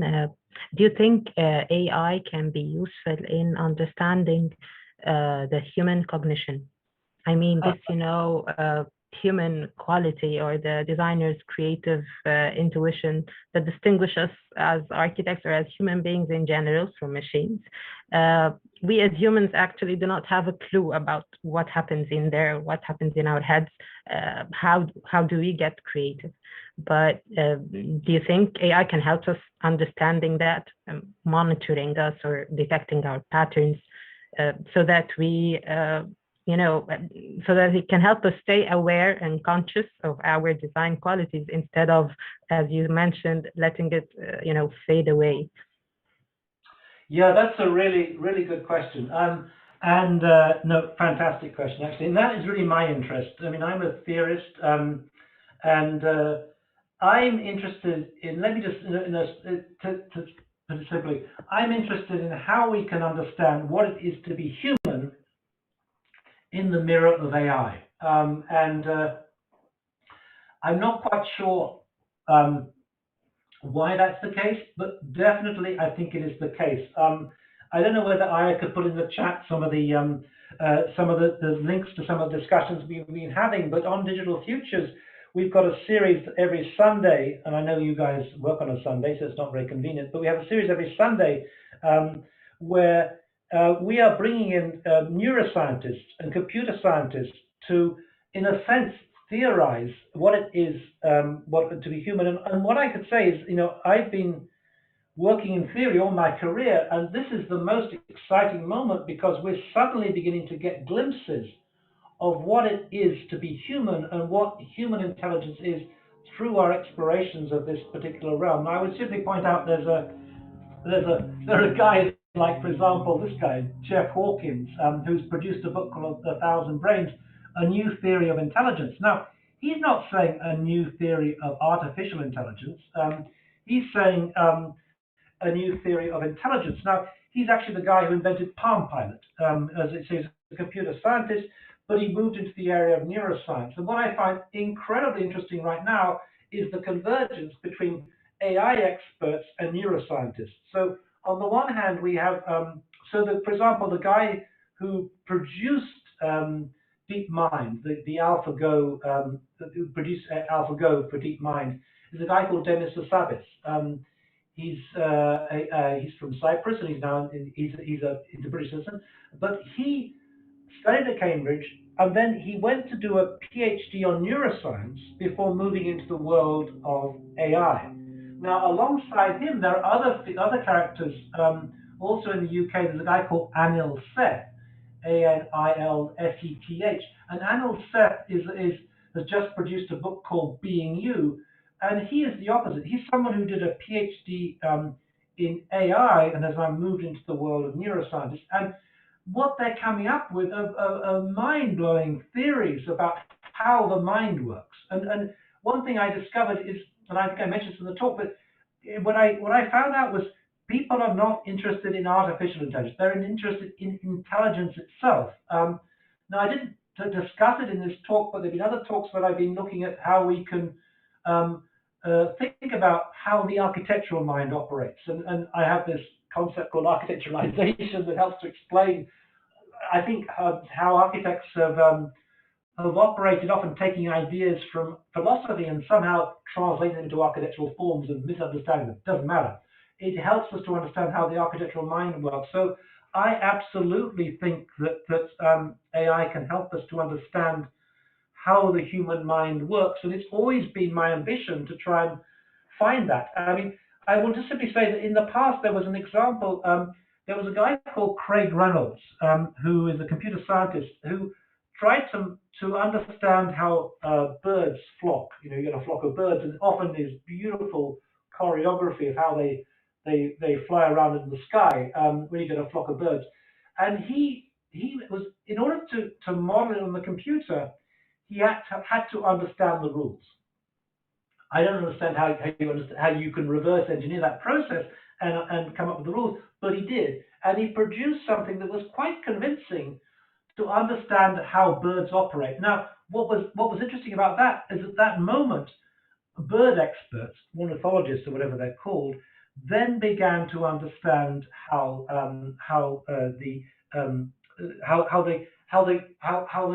birds behave. So it took a computer modeling process to get there. So in the end, my concern is not about artificial intelligence, but about intelligence. And I can say that I'm finding now that this incredible explosion of research in this area is really transforming architectural theory. When I started off as an academic, everyone was excited by the ideas of Jacques Derrida and Gilles Deleuze and all this kind of crazy architecture that was being inspired by that. And that was amazing. But now an even more important moment has happened. And I find it very exciting. My mind is exploding with ideas about what's happening now because of this. So I actually think that in the end, you're absolutely correct in some sense. It will tell us about how we think and about the mind of the architect. And that I find unbelievably interesting. And it's a very exciting time to be there. So I would just say, if you're interested in these things, please come and join us on a Sunday when we are bringing in all the incredible people from the world of neuroscience and AI, including some who are skeptical about AI. I mean, Antonio Damasio, who is one of the world's most famous neuroscientists, very skeptical about AI. But we're bringing him into the debate, and I would say that now now something special is happening. So I hope that I can at least share that enthusiasm with you, with other people, because I think it is a very exciting moment. Sure. Thank you very much. Thank you. Fascinating. Rami, Bakir? Yeah, hi. Thank you, Professor Neil and Dr. Sharif. It's an inspiring and enlightening and engaging talk, and I really enjoyed it. And I've been watching it with my kids, thanks to Zoom. My son's 13 and 11 years, and they're really excited about the topics that have been raised. And it's very interesting that some of the points that they raised and the questions that actually they have are similar to some of the questions that have been already asked by Yusuf and Andrew. So I would like to push on one of those questions and then add another one. And then I have my own questions that I will maybe postpone for later so others could have a chance. And if I have a chance at the end, I would be very grateful. Now, the first question is, now you painted a future of architecture where the AI replaces the architect. And the part that is similar to Yusuf's question is, as a transition before it being able to replace the architect, how would you imagine the symbiotic situation where it could help or collaborate, as Yusuf said, by providing platforms, as you said, or tools or certain applications that would help the designer do a better job, maybe before replacing him or her? Now, that's the first question. And the second part is, what would be the activity that the architect, what would be the activity that if AI was allowed to observe the architect do the most, would you think it would learn the most and be better at that task of designing, that tricky task of designing and resolving the wicked problems that we deal with? Is there a specific activity, a task that an architect does that you think is if observed and analyzed, would allow AI to learn most from us? And then I have other questions at the end. Okay, first of all, let me say to your sons, you know, when I was their age, I was brought up in the UK watching Doctor Who, and you know, in some ways, I really think it's an interesting kind of question, because you know, Doctor Who was someone I take great pride in the fact that our British superheroes do not fight. You know, Doctor Who was someone with a PhD in science and technology, and he solves the world. He solves the problems of the world every week, every episode. One thing in my book I comment, I wonder whether Alan Turing was the person was modeled on, or whether Doctor Who was modeled on Alan Turing. And I would simply say that Alan Turing, of course, was famous. If you've seen The Imitation Game, he's the guy who developed who cracked the Nazi Enigma code and helped bring the Second World War to an end and save millions of lives. And you can see, but they're both doctors. I mean, he's not a medical doctor, or she. The doctor who has a PhD in science technology, also saving the world. So I was speculating about whether or not Alan Turing was the original Doctor Who. In fact, the problem is that Alan Turing's exploits were official secrets until 1970. So nobody knew that Alan Turing would have done until 1970. And of course, Doctor Who started in the 60s. And so therefore, at one level, you could say, no, it's not based on Doctor Who. But as you know from Doctor Who, he's the Time Lord, or she's a Time Lord. So time doesn't make much difference. So, you know, I think that it's actually these things that really excite people. You know, and I would say that I have a very good friend called Andy Clark. Well, a very good friend. I like him a lot. Who's a neuroscientist, and I went to go and see him in Brighton, in his apartment in Brighton, and it was full of Doctor Who, you know, and I think we are conditioned by these things. So as a 13-year-old or whatever, I would say, you know, get excited by these things, because this is really, and it may be the stuff of science fiction to begin with, but this is the reality of where we're going. Yeah, just I think the two questions, I'm trying to remember what they were now. I think, you know, in terms of the tools, you know, what is interesting about tools is that we don't know what we can use them for yet. In the sense that, you know, the simple mobile phone was it was developed for businessmen. They thought, okay, it's for rich businessmen. And what happened is the rich businessmen gave the phone to their daughters who were going out in the evening and say, just give us a call when you're ready and I'll come and pick you up. So all of a sudden, the tool that was developed for some things actually gets used in different sort of ways. And I think we as architects, we do piggyback on the back of other technologies. I mean, just looking about, for example, CATIA, that was developed for the aircraft industry. And Aero Technologies customized this version and made it into, I think what's it called, Digital Project, I think it was called. And likewise, I think Maya was developed for different things as well. But we use them, we customize them, we use our architectural imaginations to think how we're going to use them. So I think that's really what's going to be interesting is how do you, and I do think that there's something very special about the architectural imagination, as I was saying, the fact that TED Talks were invented by an architect, and I think so. The term I use is the word affordance. You can, and if you explore tools, what you can use them for, they afford certain. They don't force you to do certain things, but they open up possibilities. And I think that's the challenge. How can we use this and use our architectural imagination to think through how we can use these tools and open up possibilities that we hadn't imagined before? So what was the thing? What would they learn the most? Well, I don't know. When I worked in an architectural office, I worked in a practice, and they had the standard set of details. You had to conform to those details, and it was their own personal idiosyncratic ones. But that so easily could be put into the computer. And I think we are so predictable. We are so predictable in many ways. And I see if you compare it to a game of chess, if you think about pieces on a chessboard, they can only move in certain ways. They are constrained in some senses. And I think that's how we architects operate. We can only operate in certain ways. I was thinking about, for example, this is a different subject, but Donald Trump. Now, he can never retract anything. He's like a pawn on a chess. He can't go backwards, and that makes him very vulnerable. So if you think about it, we are very much like chess pieces, and I'm sure you've played chess, so you know exactly things.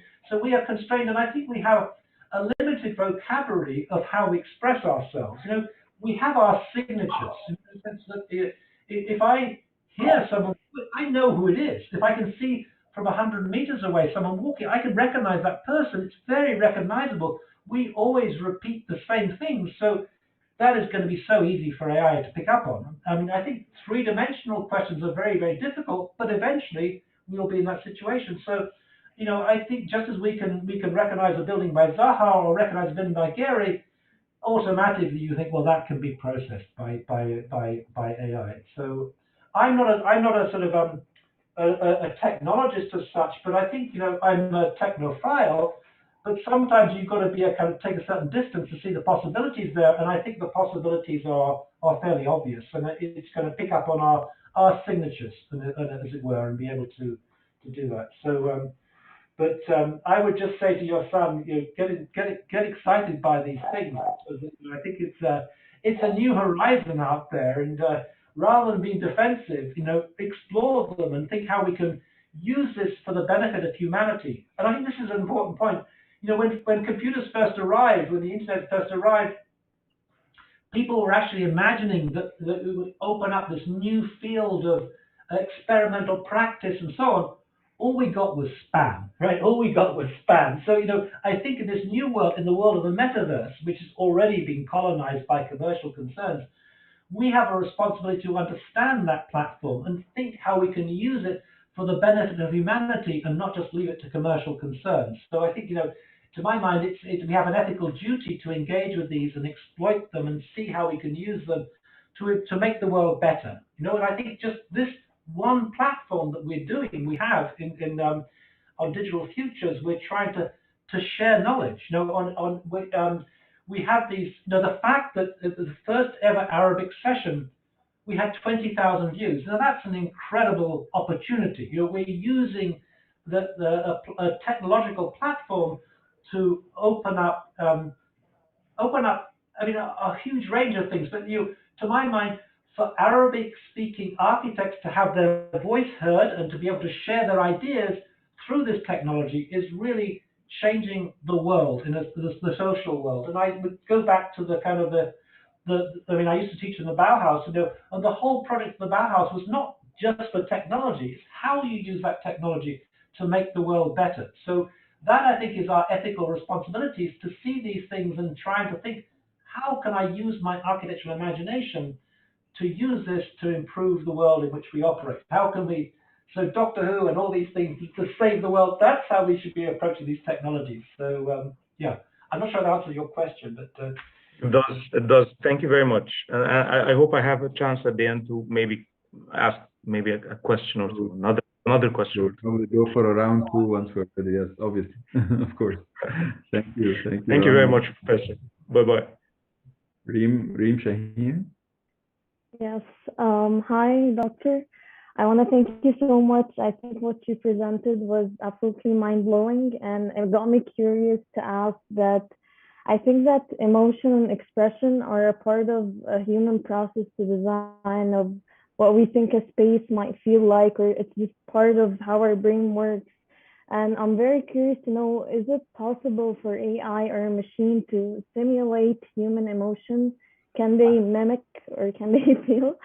Yeah, very curious to know. Yes, okay, so first of all, AI literally, I mean, it doesn't have consciousness in a sense. So it cannot think, it cannot experience things. I mean, and actually to appreciate architecture, we have to have consciousness. You know, if you had, for example, a drone that was flying around with LiDAR, you can create a point cloud and define the space in which it is, but that's not architecture. You're just simply recording things without emotions. But having said that, there is a whole area that is opening up in terms of, let's call it simulating things. And I'm trying to remember the name of the person in MIT Media Lab who works on this, but there's a whole area of simulated emotions whereby Picard? Sorry? Picard? Rosalind Picard, exactly, yes. Thank you, Ayad, yeah.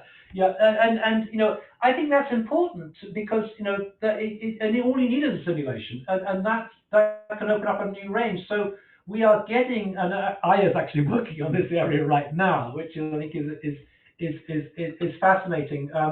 You could also look at another architect working in this area, Benaz Farahi. She's also looking at the possibilities of how you can simulate emotions, and so on. There are a number of people using this in a new way. So you can simulate it, and that is really, and that's what AI does anyway, right? So, but yes, it is possible to do that, and I think it's important too. It's important to be able to use it to understand, you know, as I say, what it is to be human. So the answer is absolutely yes. Aya will give you the links to all these suggestions, I think, in the chat. But yeah, absolutely. Thank you so much. Perfect. Thank you, Reem. Noor Jalabi. Yes. Hi, and thank you for this amazing lecture. It was really mind-blowing.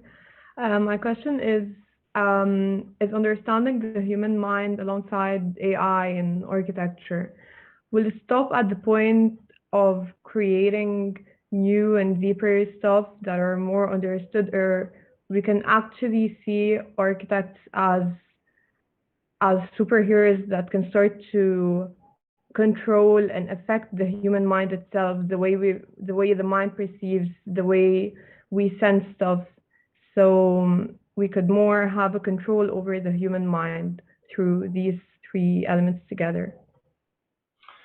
Yeah, I mean, first thing I would say is that we don't know how the mind works. I mean, that's very clear.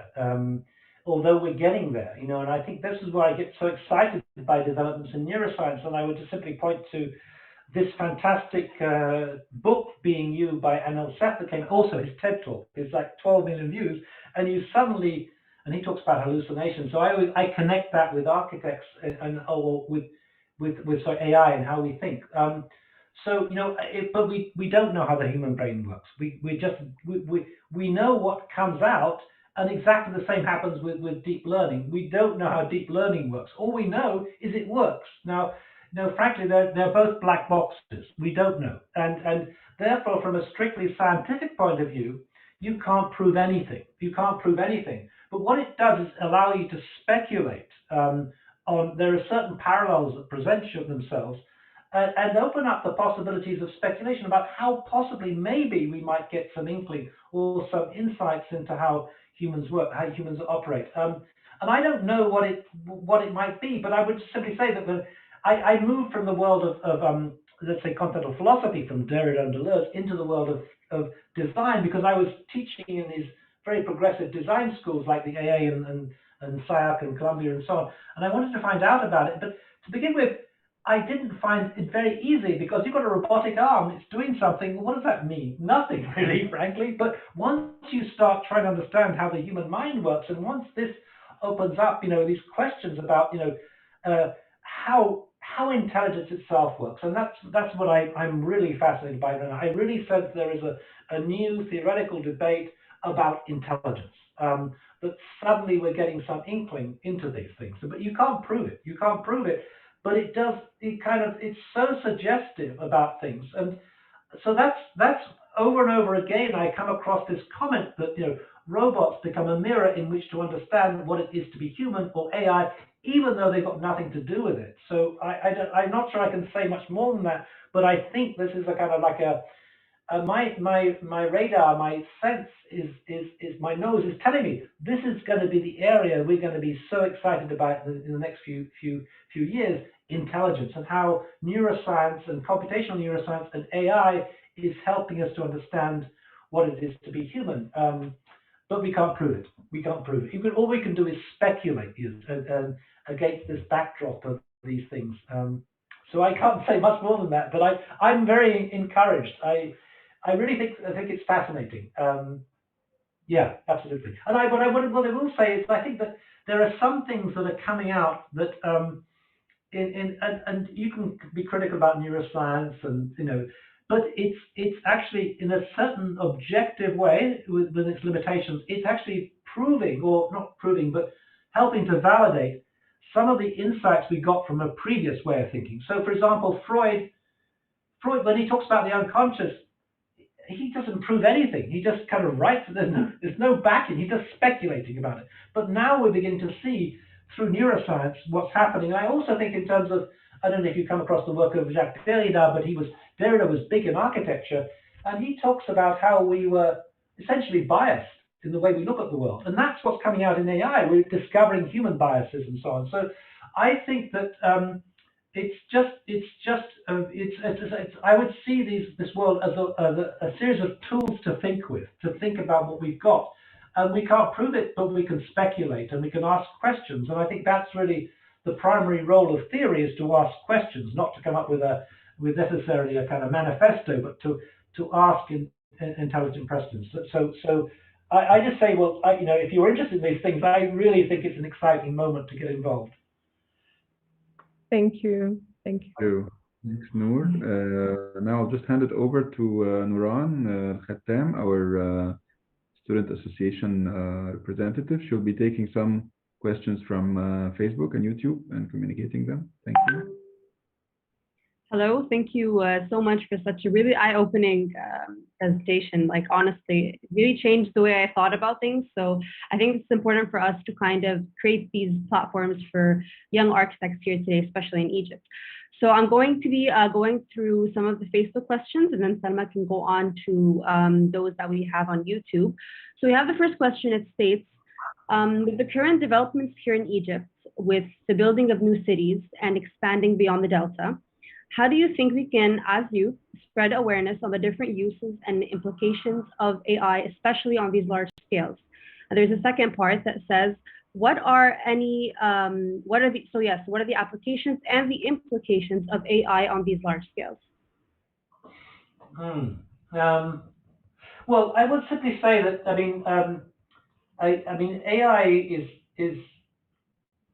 Well, let me give you one example that might help explain the potential of AI. There's a group in China that are developing something called City Brain, And this can be understood as a kind of like a digital twin. Digital twin is how you model something based on, so you get real-time data coming from the environment, and then you use the intelligence of AI to monitor it and to improve it. So you can use that, for example, in buildings, and to test the environmental performance of a building, and use AI to calculate more efficient ways of operating.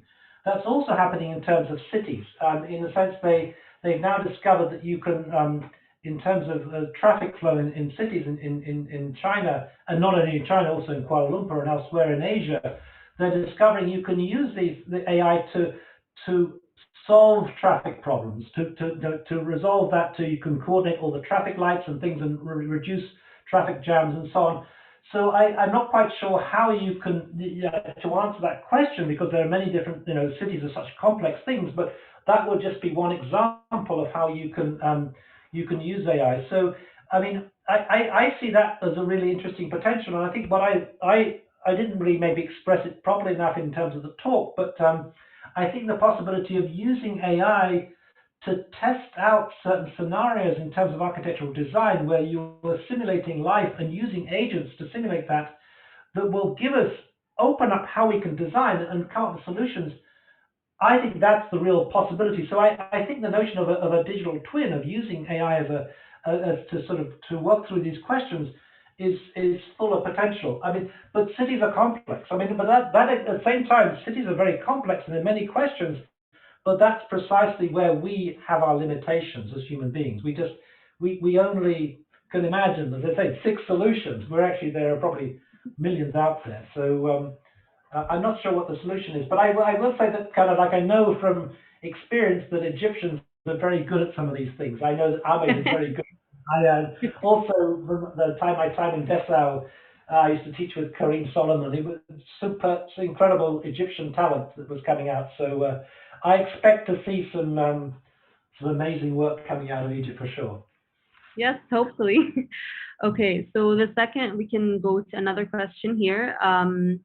Okay, so what advice do you have for young architects watching right now who are struggling with starting their journey with AI, specifically here in Egypt?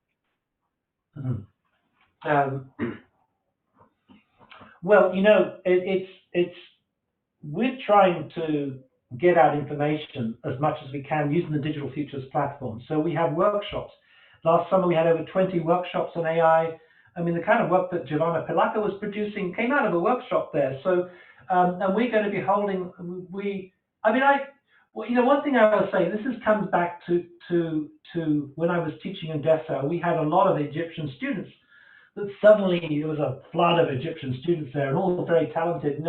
And one thing I discovered that was that talent is everywhere. We had students from Bangladesh, or students from Palestine actually as well, and places like that, or Kosovo, really interesting places and problematic and difficult places. But and they weren't wealthy. Our students from Bangladesh all had been offered places at the AA, but they couldn't afford to go. And so we had this place which I loved it teaching there, because there was so much talent, but nobody was wealthy, whatever. And the Germans were great because they offered this education almost for free. Now that's what the impulse behind DigitalFUTURES is, to say, okay, let's try and make this available for free for everyone, so that we break down these barriers, and therefore, even if you come from a country that's not so rich, that we can try and spread that information. So everything we do is part of that project to try and democratize education, because to my mind, education is a human right, and it shouldn't just be the province of the wealthy. So we're trying to sort of share and spread and so on. So everything that I've been doing in my teaching has been live streamed, and you can find it on the DigitalFUTURES platform and the YouTube platform.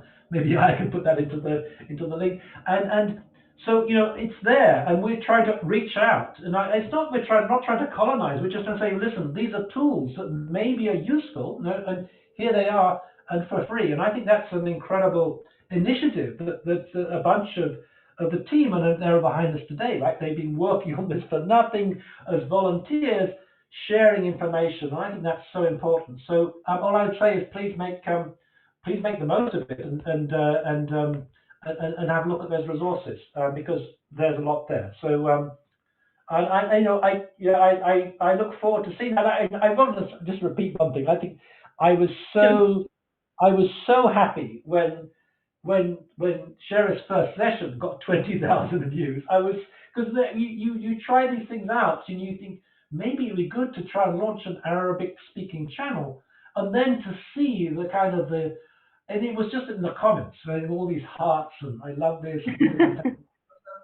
So now, and I'm hoping that this talk itself is going to come up with Arabic subtitles, so everybody can understand that. And there's no reason why English should be the dominant language, right? I mean, no reason at all. So we're going to try to share things, and we're going to try and share things in different languages, and let's see what happens. But let's see what happens. Thank you. I think we can move on to YouTube now, Selma. Yes, hello. hello. First of all, thank you so much for the talk. It's honestly been super inspiring. I'm just going to bring through a few questions from YouTube. So the first question is, we know that the application of AI differs when being used in standardized processes as opposed to more human aspects, which differ from culture to culture and within them have different means of expression. How do you believe that how do you think that AI could be included within these operations? That's a very good question. That's a very good question. I mean, I don't think that we're talking about machines. You can use machines as instruments for different things, and you can tune them in different ways for different instruments. So if just this example, I would say, of the fact that that AI can translate, WeChat. I don't know, you don't use WeChat there, but I use it a lot because I've got a lot of colleagues in China. And when I was your age, we were speculating about a future in which we could communicate together. And my favorite television program became a movie called Hitchhiker's Guide to the Galaxy. And in that movie, you would put these things in your ears called babelfish, and they could translate different languages. Now, it seems to me that what's happening now is that this, although it's a universal tool, you can use it for different areas and actually enhance groups within that area. And the fact that if someone who's Arabic speaking could understand someone who's, Farsi speaking or German speaking or English speaking, that's someone that allows us to coexist. So on the one hand, a digital project, we're creating a universal platform. At the same time, we're allowing these different channels. We're trying to help them to work. So I think if you take that logic, you can see how you potentially can not, you can actually allow those different voices to happen. And so it's always a challenge. As soon as you create something, like television or something, of course, then in the English language begins to spread because of movies coming out of Hollywood. But at the same time, I think it also allows us to bring the world together and to see differences. So it works both ways. I think that the tool can be used. It's a question how we use the tool. And what excites me is when we can really give voice to certain communities, like the Arabic-speaking communities, and learn what you guys have to say. So I don't see it necessarily precluding that. I think it can actually be used to help enhance those differential cultural differences. So yeah. Okay. Okay, perfect. The second question is, it is very interesting seeing the AI integration in architectural design. But what are some of the rules that could be applied during this process?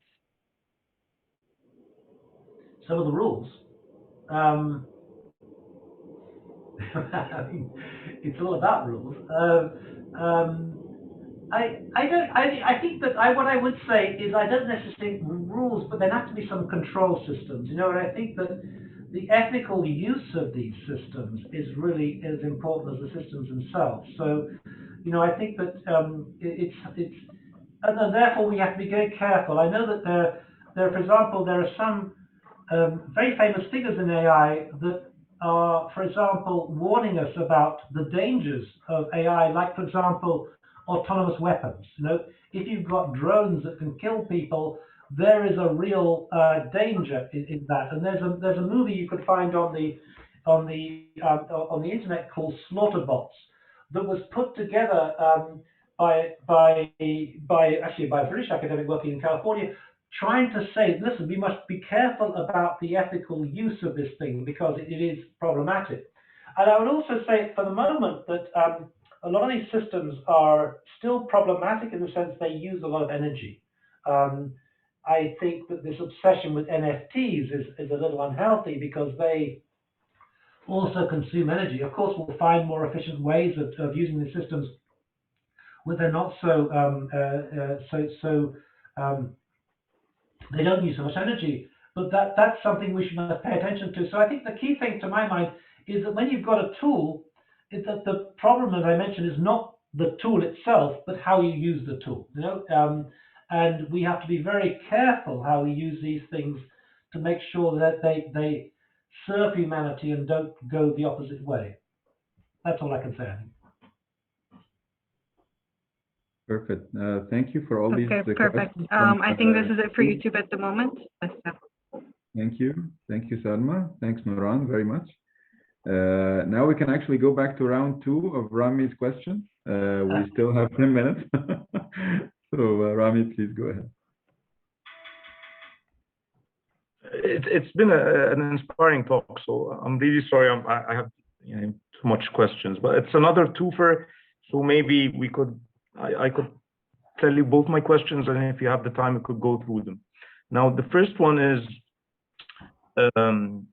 although the work of AI that you showed for COP Himmelblau was 2D, it was amazing to me, and I thought it was in 3D, but then you said it was 2D, and you said also that 3D experimentations were not yet possible, but later the work you showed for Emmanuel Koch appeared to explore architectural work in the 3rd dimension. So what are your ideas of what is keeping 3D explorations from reaching its full potential, and what is being done to resolve that? Now, that's the first question, and the second question I could postpone later if this takes too long in answering. Yeah, let me just, because actually when you ask several questions, I have to remember them one by one. And I think this is better, yeah. No, actually, Emmanuel Koch sent me an email this morning and said, hey, you were showing some work yesterday. What about that? And I'm glad to be able to include it. I would say Emmanuel Koch is one of the really interesting figures. There are only a collection of a handful of these figures who were real experts in the area. He did a PhD in this area and is now teaching in Singapore. He actually produced the first book in English, although it's a very limited distribution. But he's someone I admire a lot, and it's great to be able to refer to him. I'm not sure I can fully answer that question because it is a very deeply technical question. I would suggest that you invite Daniel Bologna to come and talk, or indeed Emmanuel Koch, because now you can use this platform and get those in. I think they're really fascinating individuals. The other person who is actually also producing a book on this at the moment is a guy called Stanislav Chailu, who was a graduate of the Harvard GSD. He's actually been working for Spacemaker AI. And one thing that he points out, which I think is really quite interesting, and he started experimenting with just as a student in producing what he calls ArchiGAN, so it's a kind of version of GAN. What he points out is that basically, even though architecture is 3-dimensional, we actually use 2 dimensions to actually understand it. A plan, section, elevation is 2-dimensional. So we can actually use it in a certain sort of way. I'm not going to get totally into that, the area of how you shift from 2D to 3D. I wrote about it in my book, but I wrote about it based on advice from others. I'm not probably the best person to talk about it, but I do think there are all sorts of complications. I think one of the things is really to do with just because once you shift from 2 to 3D, then exponentially the parameters become hugely difficult. So I actually don't necessarily think that the 2D to 3D thing is going to be impossible to resolve at all, because in some ways we see things, although we see things in 3D, we also see things as 2D images and we can understand them. So I think it's kind of a question of watch this space. I mean, Emmanuel Koch has been working on that, and there have been some techniques you can use. There's a 3D GAN that's been produced which works. You can work with. I'm getting into territories I'm not an expert in, but I would say that that they're working on it. And in fact, actually, also Daniel Bolan is experimenting. I didn't show these experiments, but he's also trying to use GANs for working in 3D. We're at early stage yet now, but things are changing so rapidly every day in this world, and that's why, in some ways, my book was out of date before it was published, because things are changing on a daily basis. So I'm optimistic that will not be a problem that will be caught with forever. But there are some attempts to get there. And your second question?